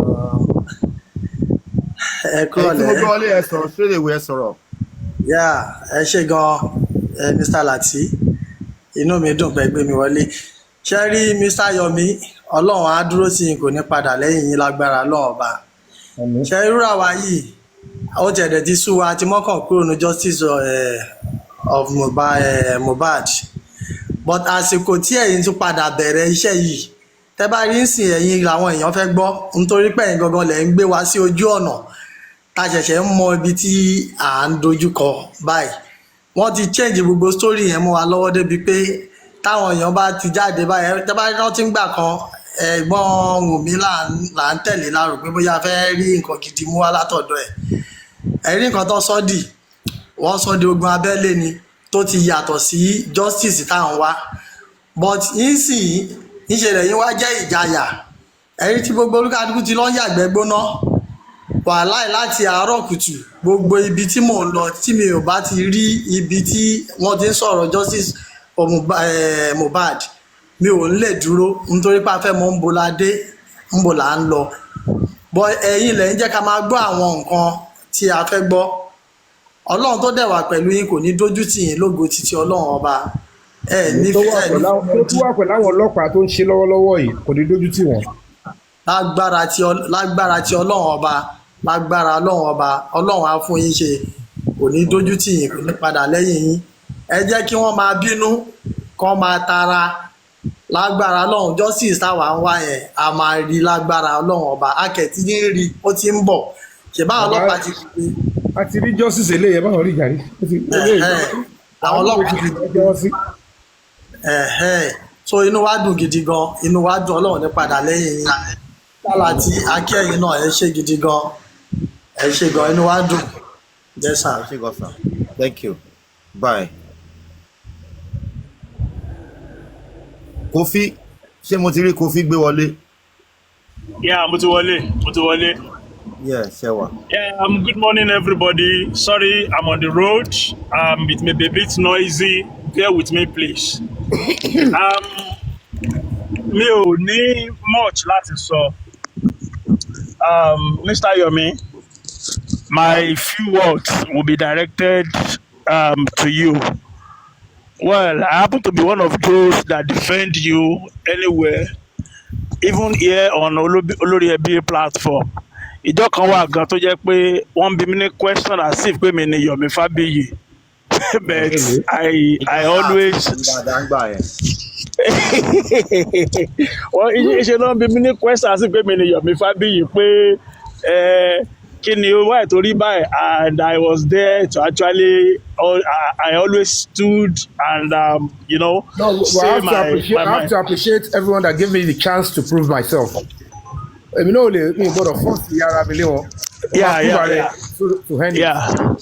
So thank God for the development so far.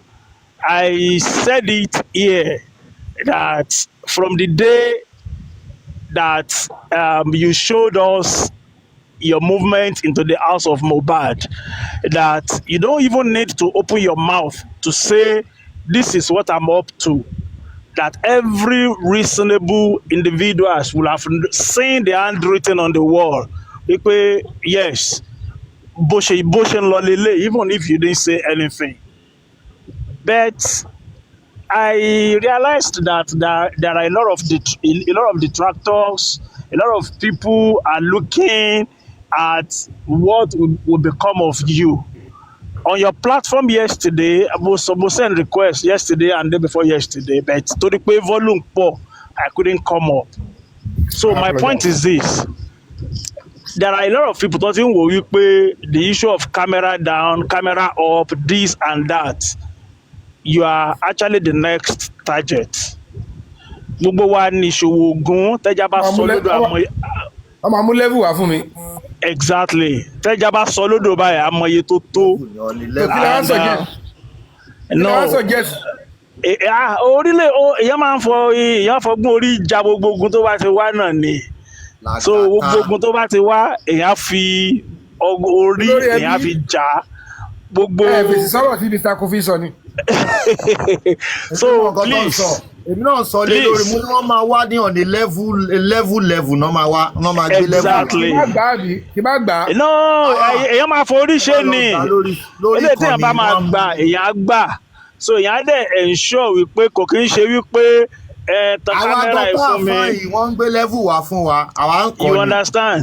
Wọ́n ti sọ wọ́n ní wípé tí Yomi Fabiyi bá ṣí DM fún yàn.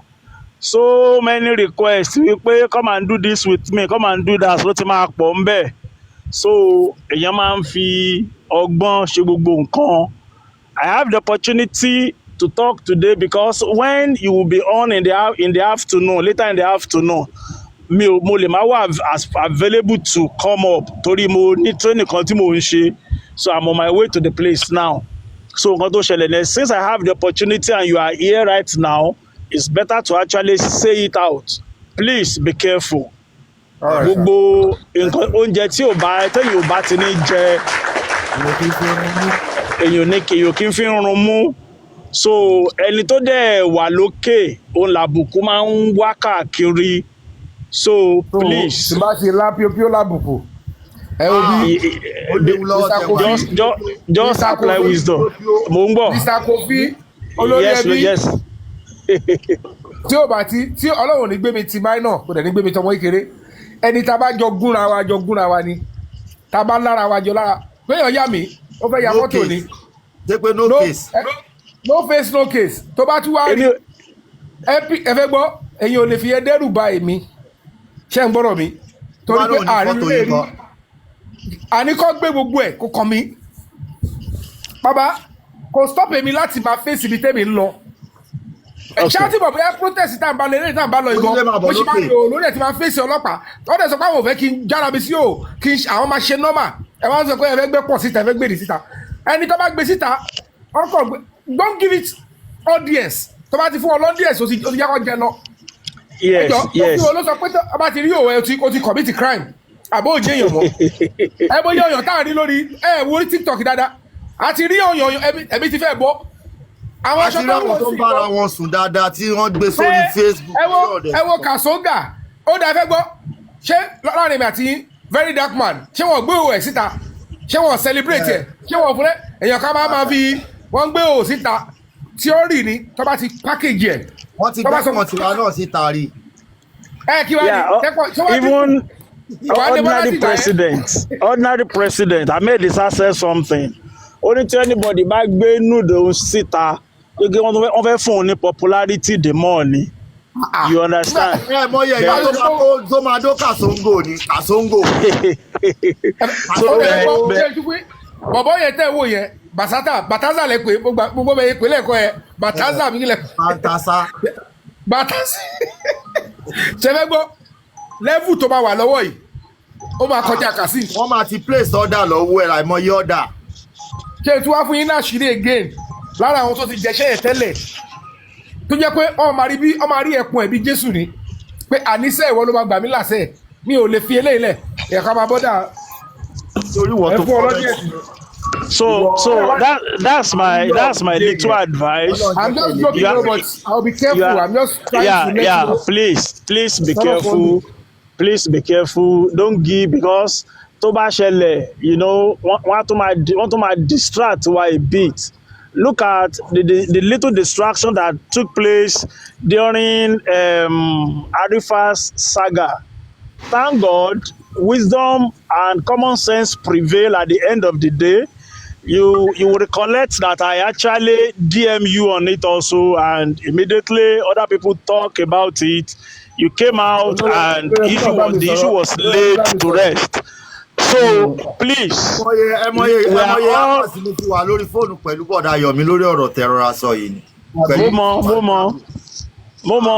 are all behind you, and God Almighty is on our side. That we actually drill us. Thank you, everybody.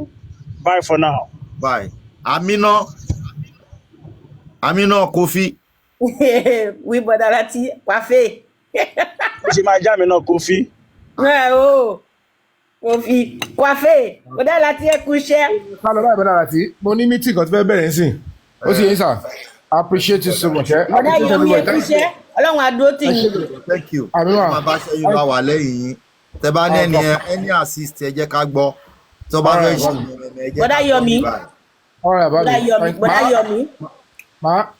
Mo tó fọ́nì tí mo máa ń rẹ́rìn tí máa ti wo ṣé rántí ìgbà tí ọ̀rọ̀ secret video tó jáde tí Àtọ̀ọ́lé tó ń sunkún wọ́n disappoint ni wọ́n ṣe kinní kan kẹ́ẹ̀tì mọ̀ pé fídíò gidi gan ni n tó ń dùn lọ́kàn yẹn pé ó ti mọ̀ pé nǹkan ti jáde tó máa tó yẹ yín. ẹjẹ́ àmà dúpẹ́ lọ́wọ́ Ọlọ́run ó yẹ yín ẹlẹ́dàá Mohbad ò sùn ó strong gan ó tó yẹ kí tètè mọ́ lóyún káwọn yẹn jẹ́. tí ó bá rí bẹ́ẹ̀ wá ìtẹ́rù ń bà tó ní kẹ́ máa lọ sí Ọ̀gànbọ̀ station kan ti mọ̀ pé mi tó ti plan ara wọn nìyẹn ẹ̀yin wọ́n ti wá wá ìsìn wọn lọ. òun ló máa lọ Ọ̀gànbọ̀. Ọ̀gànbọ̀ kọ́ láwọn tí ẹ̀ lọ́jọ́ máa fi ń Ọ̀gànbọ̀. ó sì máa yàgbẹ́ sára gàdígàdí. ọmọ wa wá ṣe trial láìpẹ́ yìí. ẹ̀kẹ́ màá lọ ó dàbọ̀. Bọ́dà Láti mi ti ṣetán Bọ́dà Láti ẹ kú iṣẹ́ I'm very happy láàárọ̀ tí mò ń wo Bẹ̀rẹ̀kẹ̀tẹ̀. Bẹ̀rẹ̀kẹ̀tẹ̀ try gan then Prince tán lọ yẹn wọ́n try gan wọ́n sọ̀rọ̀ mi mọ̀ tẹ́ bá wo online mo wo live I was very happy mo wo live gan wọ́n máa sọ fún yín tán ọmọ ìní sọ̀rọ̀ àwọn fúnra wọn náà máa sọ ohun tí Bẹ̀rẹ̀kẹ̀tẹ̀ sọ lẹ́ni everything is going fine I'm very happy wọ́n try gidi gan wọ́n náà máa tọ́jú mama everybody they are ready for that I'm proud of you then ṣé ẹ rí owó tí mo send lánàá. mo rí. ok kẹ́ ẹ fún onílé ní 10,000 fún recharge wọn kẹ́ ẹ fún Prince Labi I don't know what is his name Prince kí náà orúkọ wọn àwọn tó lọ sí Abuja ẹ kọ́ fún wọn ní 8,000 káwọn náà fi ṣe recharge èyí tó kù fún owó tẹ̀ǹda. ṣé yẹ yín 30k tó wà tó fún owó tó ń dá 10k fún Mr. Onílé then 8k fún mayen náà káwọn náà fi ra recharge card. 10k fún Onílé. Yeah. 8k fún. ẹni tó lọ sí Abuja. tó lọ sí Abuja. ẹ̀kọ́ àwọn náà fi ra credit. then 30k tó kù fún owó tí wọ́n ń dá. owó tá à ń dá thank you very much. bó ṣe rí nìyẹn ẹ máa ṣiṣẹ́ nǹkan Ọlọ́run dúró tì yín àṣírí gbogbo wọn máa tú and we must get justice I was very happy mo àbẹ̀rẹ̀kẹ̀tẹ̀ ó tẹ́gì tí yẹn serious láàárọ̀ jókòó. Mi ò tí ì wo ṣá, mi ì tí ì wo. Máa wà lọ́sùn. Ẹ gbé Mr. Prince lókè, wọ́n á explain fún yín, èmi kọ́ ni màá sọ. Mo ń wò yín lọ, mo wà ń bíbà, kò sí wàhálà. All right, ẹ ṣé gan. Thank you. Ọgọ́mbọ̀. Àwọn ní ọgọ́mbọ̀ sọnù. Àwọn lọ́gọ́mbọ̀ lọ fún ọgọ́mbọ̀. Bébí Yínká, ó yẹ sọ̀rọ̀. Mo ti gbé Làgàtà wọlé tẹ́lẹ̀ náà, Làgàtà. Mo wà pẹ̀lú yín bẹ́ẹ̀ mi ní àǹfààní àti lè sọ̀rọ̀ bí iṣẹ́ láàárọ̀. Ọ̀rẹ́ mo ń bọ̀. Olórí ẹbí bàbá jọ̀ǹgọ̀nà. Làgàtà ọmọ wọn máa battalion ìtú bàbá ta ẹni kò mọ̀ ó ṣọ́ rẹ̀ fi ń dé lóhun ọmọ ẹni mọ̀ kò ìyẹn fún yẹn wá yẹn kiri Latisne tí ó kọ wàhálà ó ní ibi tó bá lè là ń bọ̀ ọmọkùnrin ogun Ọlọ́run á jẹ́ ká gbà yín dalẹ̀ fún wa Láti mo ti wà lórí show yìí ti pẹ́ díẹ̀ náà mo wálẹ̀ nǹkan bọ̀ bá tí mo wà sáré busy mo wá drop padà again. First and foremost, I want to appreciate all women, all ladies, and all mothers in the building. Kò sí bí wọ́n ṣe máa rìn torí òní mi. And you have not made any mistake whatsoever. Ó yẹ pé àwọn ọkùnrin mi wà tó yẹ pé wọn ò ní ẹ̀kọ́ ibi tí wọ́n ti dá wọn tó bí wọn sí gan. Wọn ò ní common simple respect for women. Nítorí pé èèyàn kì í mọ̀ ọ̀ǹtí tí nǹkan báyìí náà bá ṣẹlẹ̀ ní ṣùgbọ́n gbogbo ọkùnrin tó bá lè jẹ́ bẹ́ẹ̀ tó jẹ́ pé rúwà báyìí ló ń wù káàkiri kó jẹ́ nítorí TikTok lásán. This shows this is what they do and that is why they can never be responsible. You know, I am personally highly disappointed but nínú ọkùnrin tó máa ṣe irú nǹkan báyìí for whatsoever reason wọ́n dẹ̀ ti fẹ́ try láti la orí àwọn èèyàn mọ́ra wọn. Wọ́n gbé onílé wọ́n lọ kọ́ọ̀tì fídíò kan wọ́n lóní nílé náà sọ pé kíní kan mi ò tẹ́wọ́ lè jẹ́ pé onílé torí mo wà lórí show yín jọ yẹn tí ọ̀rọ̀ yẹn ṣẹlẹ̀. So wọ́n try láti ṣáàdá gbogbo ẹ̀rú mọ́ra wọn. But the lady in question, Crocodile, come up now. The lady in question, we love you and we have not looked less on you. Almighty God will stand by you. But I strongly believe that this should have been or probably be addressed in the legal way. It is very, very sad and it's a high crime. Ọkùnrin tó bá gbé wò ọkùnrin obìnrin síta, obìnrin tó bá gbé wò ọkùnrin síta, I've been bẹ́ẹ̀ even with all these private conversations. And I believe we should support by taking it up. We should support by taking it up and for all platforms that have stood strong to show love to the person in question. Thank you all. Ní pàdé àwọn lórí burúkú tó máa tún ní síta bí ọmọjọ́ mẹ́jọ. You know, it's so sad. So we love you and we'll stand by you with whatever decision you want to take. That's that about that in my brother's voice, Brother Lati's voice. On the other side of justice for Mohbad, what I can see, Brother Lati, from what I've been observing so far, there are some people that knows the truth. And the moment they want to say the truth, there are some people that will come and block and debunk the truth.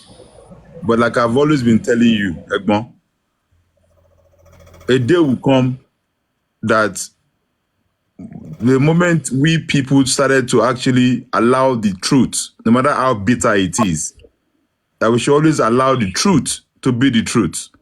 That is the day we will have freedom within ourselves. And àwọn tó bá ń sòótọ́ yẹn gangan, àwọn ni ìka ìlú. Ìwọ ló máa hate, ìwọ ló máa dislike. And most of these people, they are not privy to so many informations. And you ask one question, then come Lati, and the question you ask was, do you know Bossman? Ṣé o wà lára àwọn tó ń ṣe structure group ń gbà yẹn?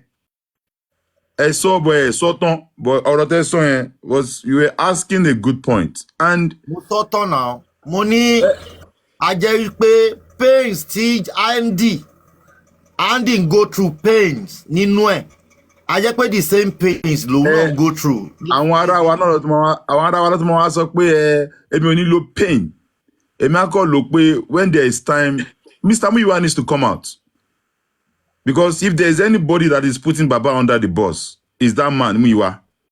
He needs to come out and speak. Bossman, send your request, Bossman. Jẹ́ ká finalize ọ̀rọ̀ yìí. He needs to come out and speak to the public instead of Muyiwa's damage controllers are coming out to speak for him. Because a lot is happening in Justice for Mohbad that is causing so many chaos for even we, our mental health, we that are supporting Justice for Mohbad, and even the Baba himself.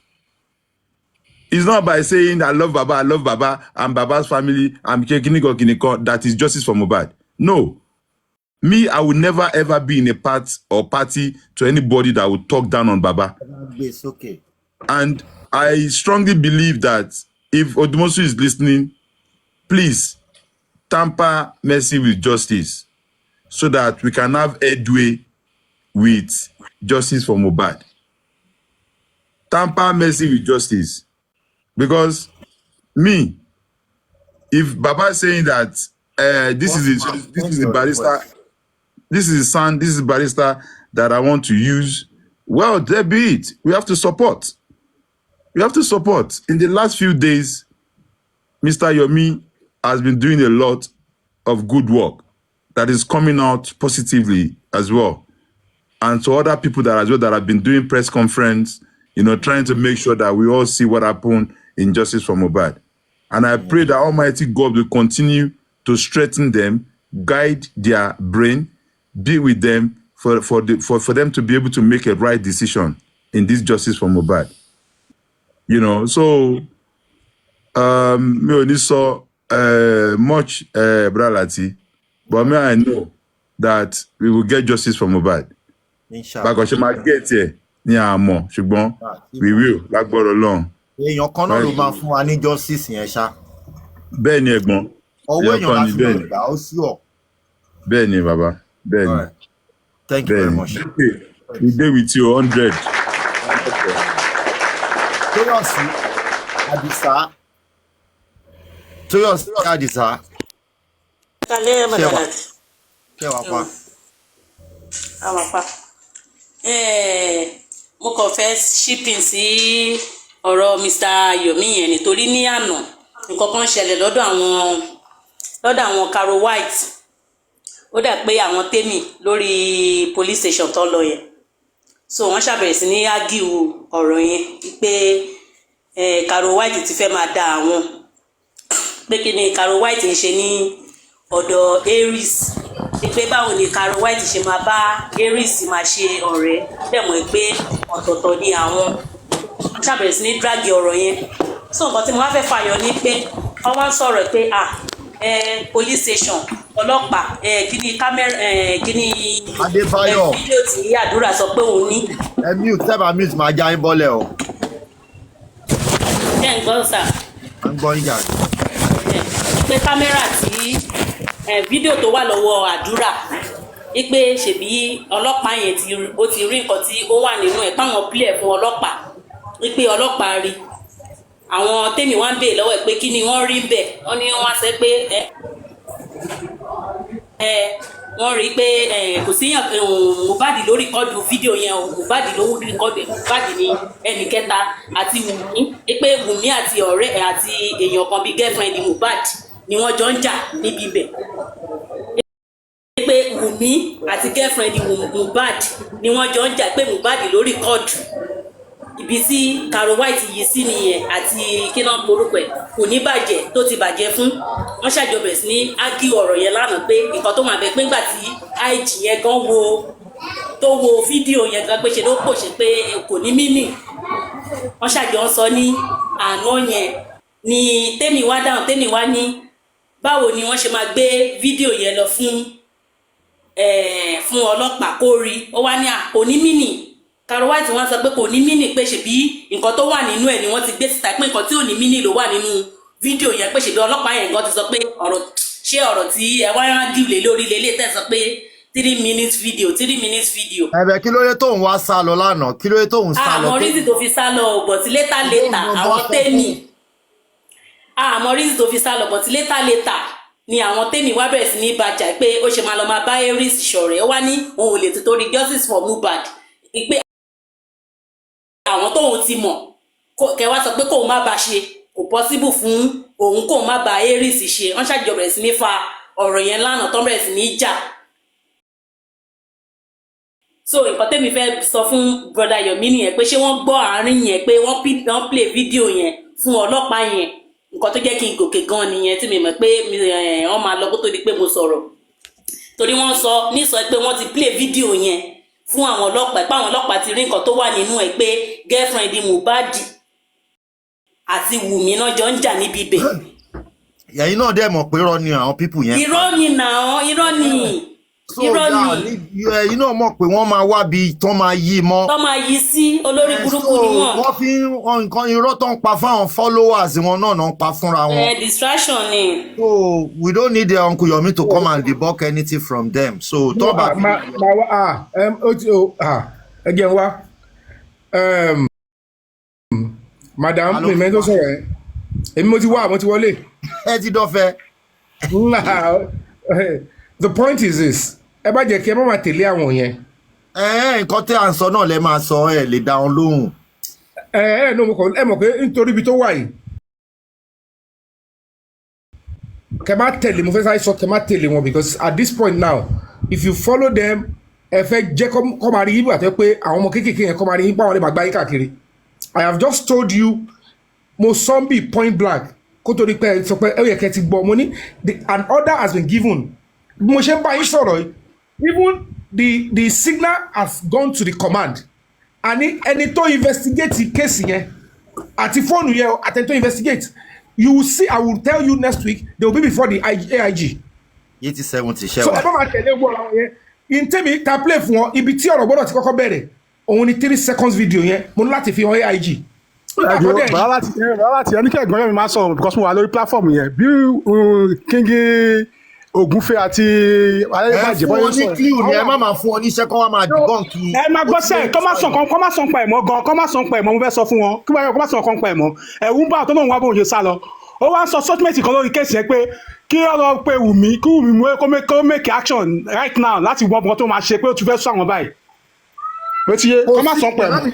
ẹ obi kò sí ohun tí fẹ́ sọ ní stage yìí I always tell you people àwọn tí wọ́n define mi fún ilẹ̀ ẹ lọ tẹ̀lé ńgbà yẹn tí n bá sọ ọ̀rọ̀ fún yín bíi ṣé ẹ gbọ́dọ̀ mi ihun tí bá sọ fún yín is because you are a member of the public you are investing your time and emotions kò ṣe gbogbo ẹ̀ náà lẹ́ẹ̀ máa wà in darkness if not you won't continue to you are putting your energy on things nígbà tí mò ń sọ pé okay kò sẹ́ni tó mọ̀ pé a competition now kò sẹ́ni tó mọ̀ pé ọlọ́pàá máa lọ sínú ilé Mohbad now ṣàṣọ síta ni gbogbo ògbésẹ̀ àti gbé lórí CCTV èyí tó ìmọ̀ lọ́mọ̀ in fact lára àwọn tó wà nu ọlọ́pàá yẹn gan èyí tó mọ̀ lọ́mọ̀ àwọn mi wà tẹ́ pé wọn ò mọ̀ so èmi ò ń ṣe àròbó tábà ti yọ pé ta ni mo fẹ́ dúró tì tí mo ti mọ̀ pé èèyàn báyìí ni máa sá fún èèyàn báyìí máa dúró tì èmi ń lọ tèmi so ẹ fi ọkàn balẹ̀ èyí tèmi láti debunk ilé because ẹ̀yin tẹ wà ń bí ìsìn nígbà tó bá tarọ́ fún yín tẹ̀ ń sáré pé àwọn ni wọ́n sọ báyìí ẹ lè deceive ara yín tó bá ń sọ ó máa ń cut attention yín but tí n bá sọ fún yín pé nísìnyí bá ṣe ń ba lọ yé again ẹ má máa tẹ̀lé nítorí eléyìí ó ti hàn sí gbogbo wa èyí tí ẹ lè gbọ́ lẹ́nu mi ni èyí táwọn ò mọ̀ pa ẹ̀ but èyí tí àtijọ́ ṣe papọ̀ tó bá fẹ́ máa tarọ́ fún yín you tell them you are lying because ẹni tó lọ síbẹ̀ tó ní lọ Mr. Yomi you are actually right sir hold on sir Mr. Mide you are actually right nǹkan tí mo dẹ̀ fi sọ wípé you are right rè bí wọ́n ṣe ń sọ̀rọ̀ pé kẹ́ máa sọ̀rọ̀ mọ́ yẹn èmi náà fẹ́ sọ wípé Mr. Yomi is okay don't talk but ẹ wá sọ statement kan tí mo wá ní no I give it to you just now ẹ sọ wípé nígbà tí ẹ fẹ́ lọ sí ilé Mohbad tí ẹ fẹ́ tẹ̀lé àwọn ọlọ́pàá lọ ṣe é sọ síta which means wípé you know what you are saying out you know what you are not saying out. Exactly. Thank you. Continue. So ẹ má wọrí ẹ kọ láti sọ ẹ má ní sáwọn ẹ mọ madam mi mọ madam yẹn kí n lè dárúkọ wọn ni mo kàn gbóhùn yẹn ni mo sáré wọlé padà má listen sí wọn. If I don't say it on my page, I will come here or other, I will give you updates because you deserve it. Kò ń ṣe mi nìkan ni mo wà lórí struggle yìí.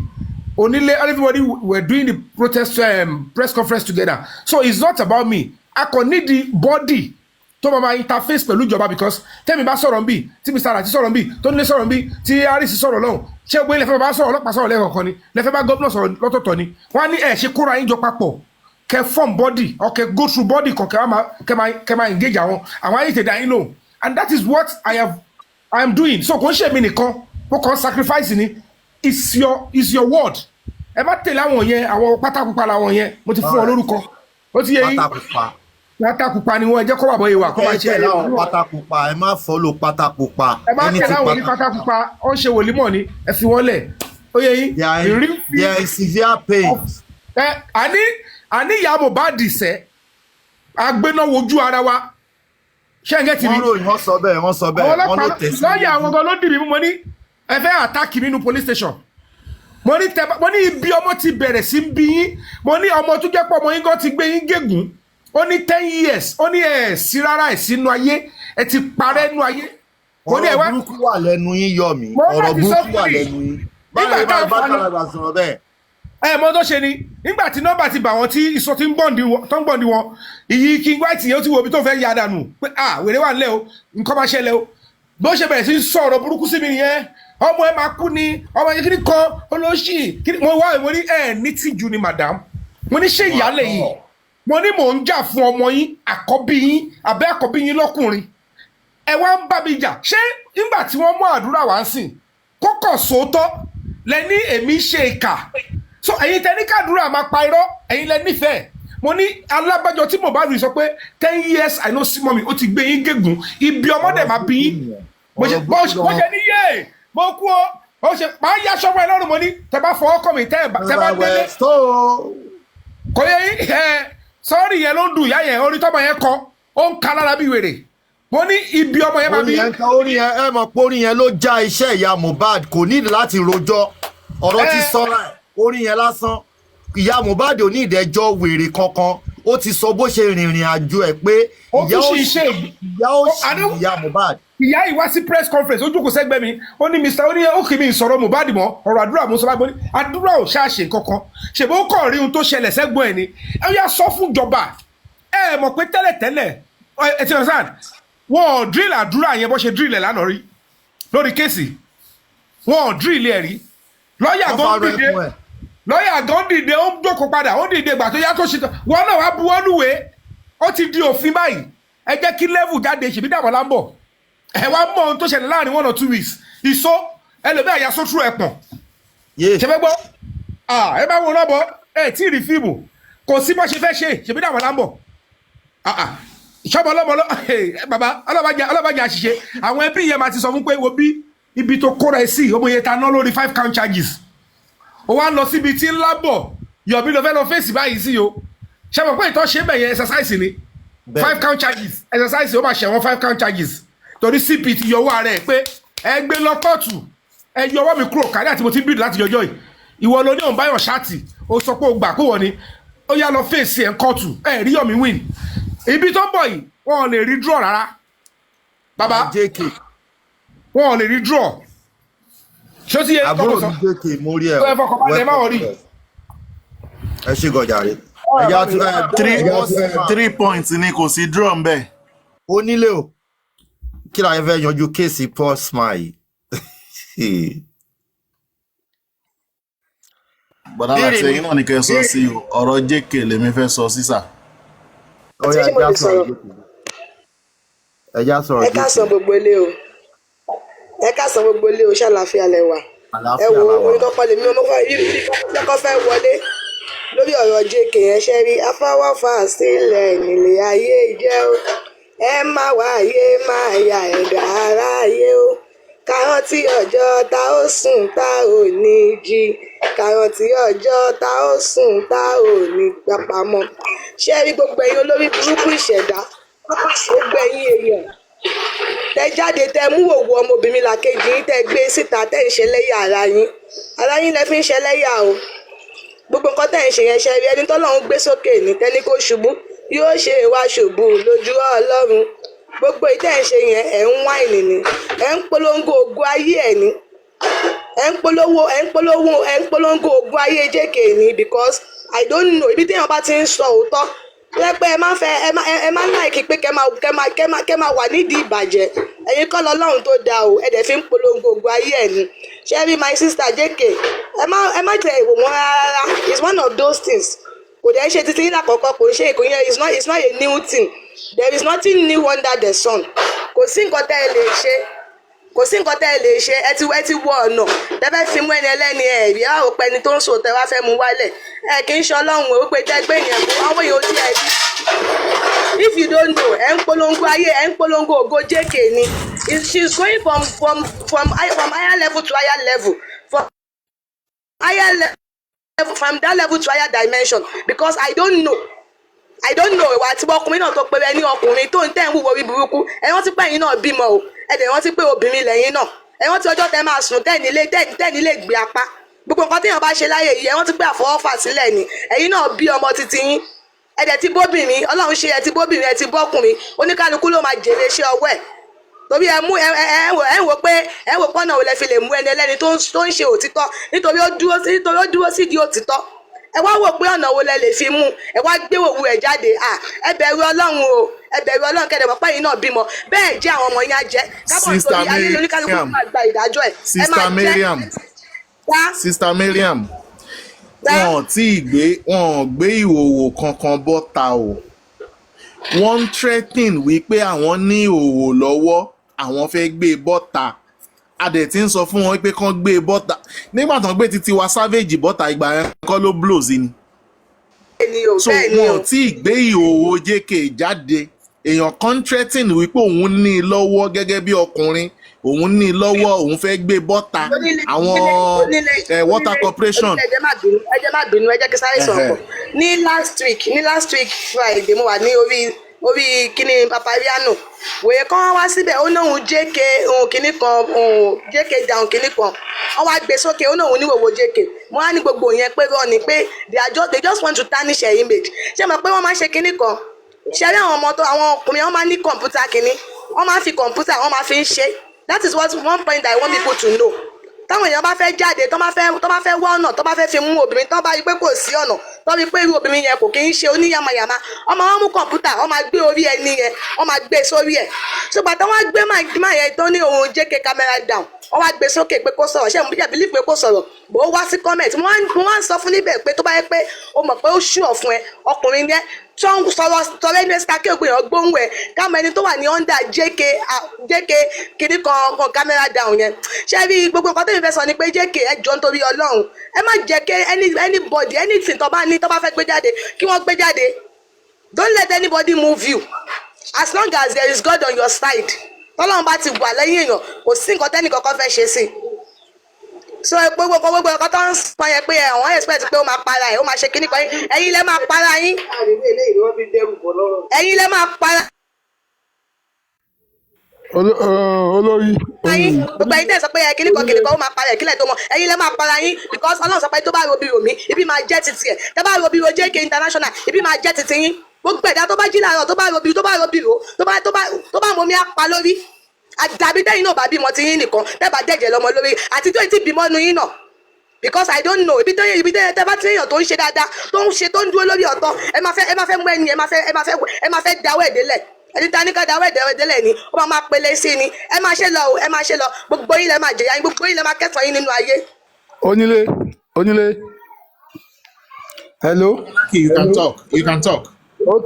okay in fact èmi fẹ́ sọ tí wọ́n ní kọ́ńtàtì JK lọ ó wà easy gan because àwọn ènìyàn náà wà easy kó lọ sí ibi tó wà yẹn kó lọ sí embassy tó wà yẹn gbàtọ́ ni pé bọ̀bọ̀ wèrè yẹn wà ní South Africa tó wá get advice ẹ̀ kó lọ sí embassy ńbẹ̀ yẹn wọ́n ní intelligent police criminal case ńbẹ̀ yẹn tó wá complain fún wọn wọ́n máa gbé akọni kó sanwó kan fún lọ́yà wọ́n máa gbé ibi tó wà wọ́n máa wá tẹ́ńdà ẹ̀ ìgbà tó ti gbé kámẹ́rà jáde nísìnyí wọ́n máa fi kọ́ lọ́rùn wọ́n máa gbé ìwọ́n ló sọ pé wà lọ́wọ́ òun bí wọ́n ṣàtọ́jọ́ ṣe wọ́n máa gbé yẹn wà easy gan pàtó òun sọ pé òun ni ó wà easy gan. Makanaki ẹ tiẹ̀ máa wò ó ti yín ṣèbí Saudi ló wà ẹ máa wò ń ti yín járe àwọn tó máa dín pẹ̀lú ẹ̀ pọ̀ ń bẹ̀ ẹ máa wò ń ti yín ẹ má fọ̀ lórí ìyẹn rárá ẹ má fọ̀ nǹkan tí mo fẹ́ sọ nìyẹn onílé legal action ti ń lọ ẹ kàn ní sùúrù ẹ ní sùúrù. àwọn tó máa dín pẹ̀lú ẹ̀ pọ̀ àti legal àti láwọn orí street tó máa mú sọ́wọ́ ọ̀pọ̀ so ìyẹn kékeré nìyẹn the only thing tí ẹ mọ nǹkan tó kàn dùn ẹ mọ mi 70 ẹ ká sọ ma. mi ní kí máa drop ntí ẹ má bínú ẹ jọ̀ọ́ good day everyone commenters ẹ jọ̀ọ́ ẹ má sọ̀rọ̀ nípa àwọn nǹkan táwọn people yẹn sọ mọ́ ẹ jọ̀ọ́ the only thing we do for JK International is to continue celebrating her that's all continue celebrating her ẹ gbàgbé nǹkan tán like nǹkan tẹ́ sọ pé legal thing they're going to take action ẹ jẹ́ ká fìyẹn lẹ̀ ẹ má sọ̀rọ̀ nípa nǹkan tó ti sọ just continue celebrating her every day continue celebrating her because think about she's very hardworking lady she's a pretty lady and she's one of the people that stand for truly justice for Mohbad then continue celebrating her they want her to stop for justice for Mohbad and she cannot let us continue celebrating her ẹ jẹ́ àgbàgbé gbogbo nǹkan tó sọ yẹn ọ máa fi mu coffee and biscuit ni you understand and nǹkan tí gbogbo wa mọ̀ wípé JK International will take action ẹ jẹ́ continue celebrating her she's a pretty lady she's intelligent and she's a giver and whatever God have made her to be and we should think about our children ẹ má jà sọ̀rọ̀ nípa kìnìún yẹn mọ́ ẹ jẹ́ máa continue celebrating her that's why I joined the Palenese. Thank you, everyone. ẹ ṣé gan ni ma thank you so much thank you JK where you are I want to plead with you to come up because a fẹ́ sọ fún gbogbo àwọn fans wa báyìí wípé ẹ follow account JK ẹ dẹ̀ máa celebrate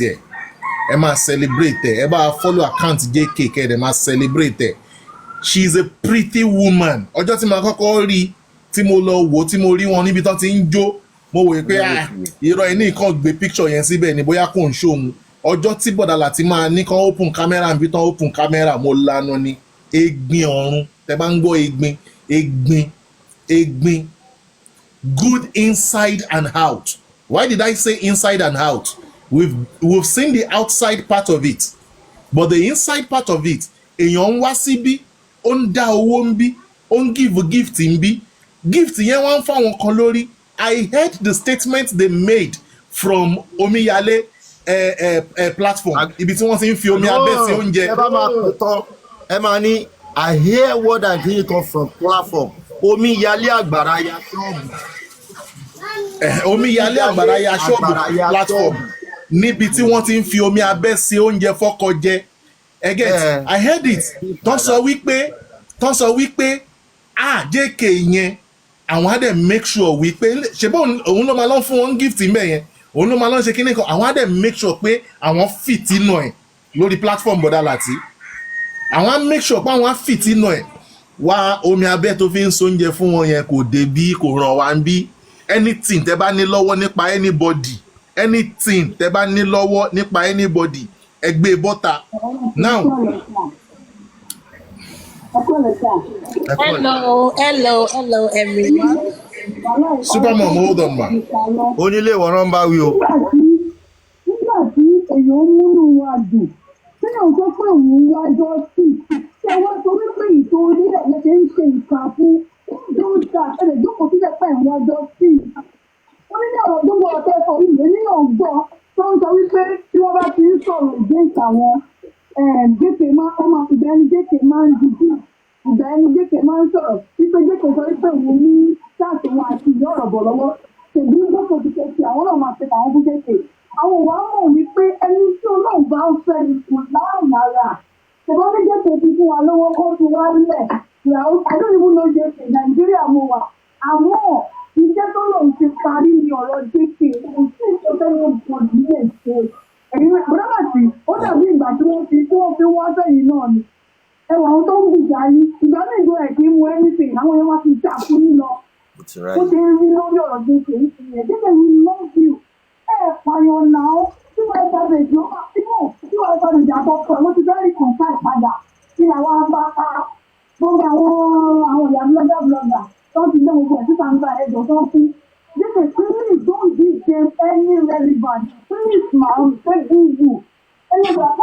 on private. We want to follow you. We want to go by your English. You guys need to comment, lovely comments. Lórí kíní ẹ̀. Ẹ lọ bá comment. Okay, tó bá possible fún yín bá mi yọ àkáǹtì yín kúrò ní private, àwọn èèyàn fẹ́ follow yín báyìí. Kẹ́rí JK international yẹn, àwọn èèyàn fẹ́ mú wá sí reality. International yẹn fẹ́ go viral gidi báyìí. She's already up here. Okay. Hello. Yes. So what? Hello, ma. Good morning. Good morning. Good morning. Good morning. Good morning. Hello. Hello, Latisne, my dear bro, how are you? Onile and everyone else, how we doing? It's Friday. Thank God it's Friday. Jumat Mubarak. JK. I know I reached out to you yesterday. You and I spoke at length this morning, right? Yeah. This is your big sis, my twinning. I know. You know how much I know how much I love and care for you. Love I don't want you to be bothered. Please do not.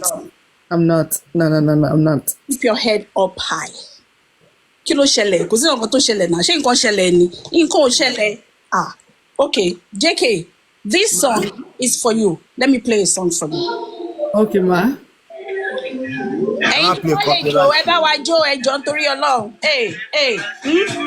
Ẹjọ́ bó ṣe ń play orin yẹn, let's celebrate JK, please. Everybody celebrate her. Send gifts. Appreciate her. Celebrate her. Hey. Ṣé o ń gbọ́ JK? Mo gbọ́. I'm dancing right here. Oh yeah, continue dancing. Ṣó gbọ́ kí ló tún ṣe tọ́lọ́ ń rojọ́? Íńtánẹ́ẹ̀tì tún bá wọn parọ́ o. Ìmọ̀lẹ̀ ní ẹ wọ́n fẹ́ paná.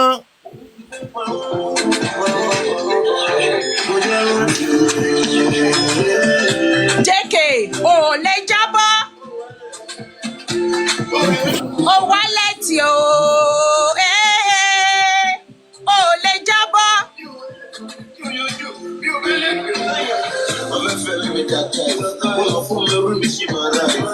Àwọn tó gbé mi lórí òṣì fúnra wọn náà ló gbé mi ní kábíyèsí ká.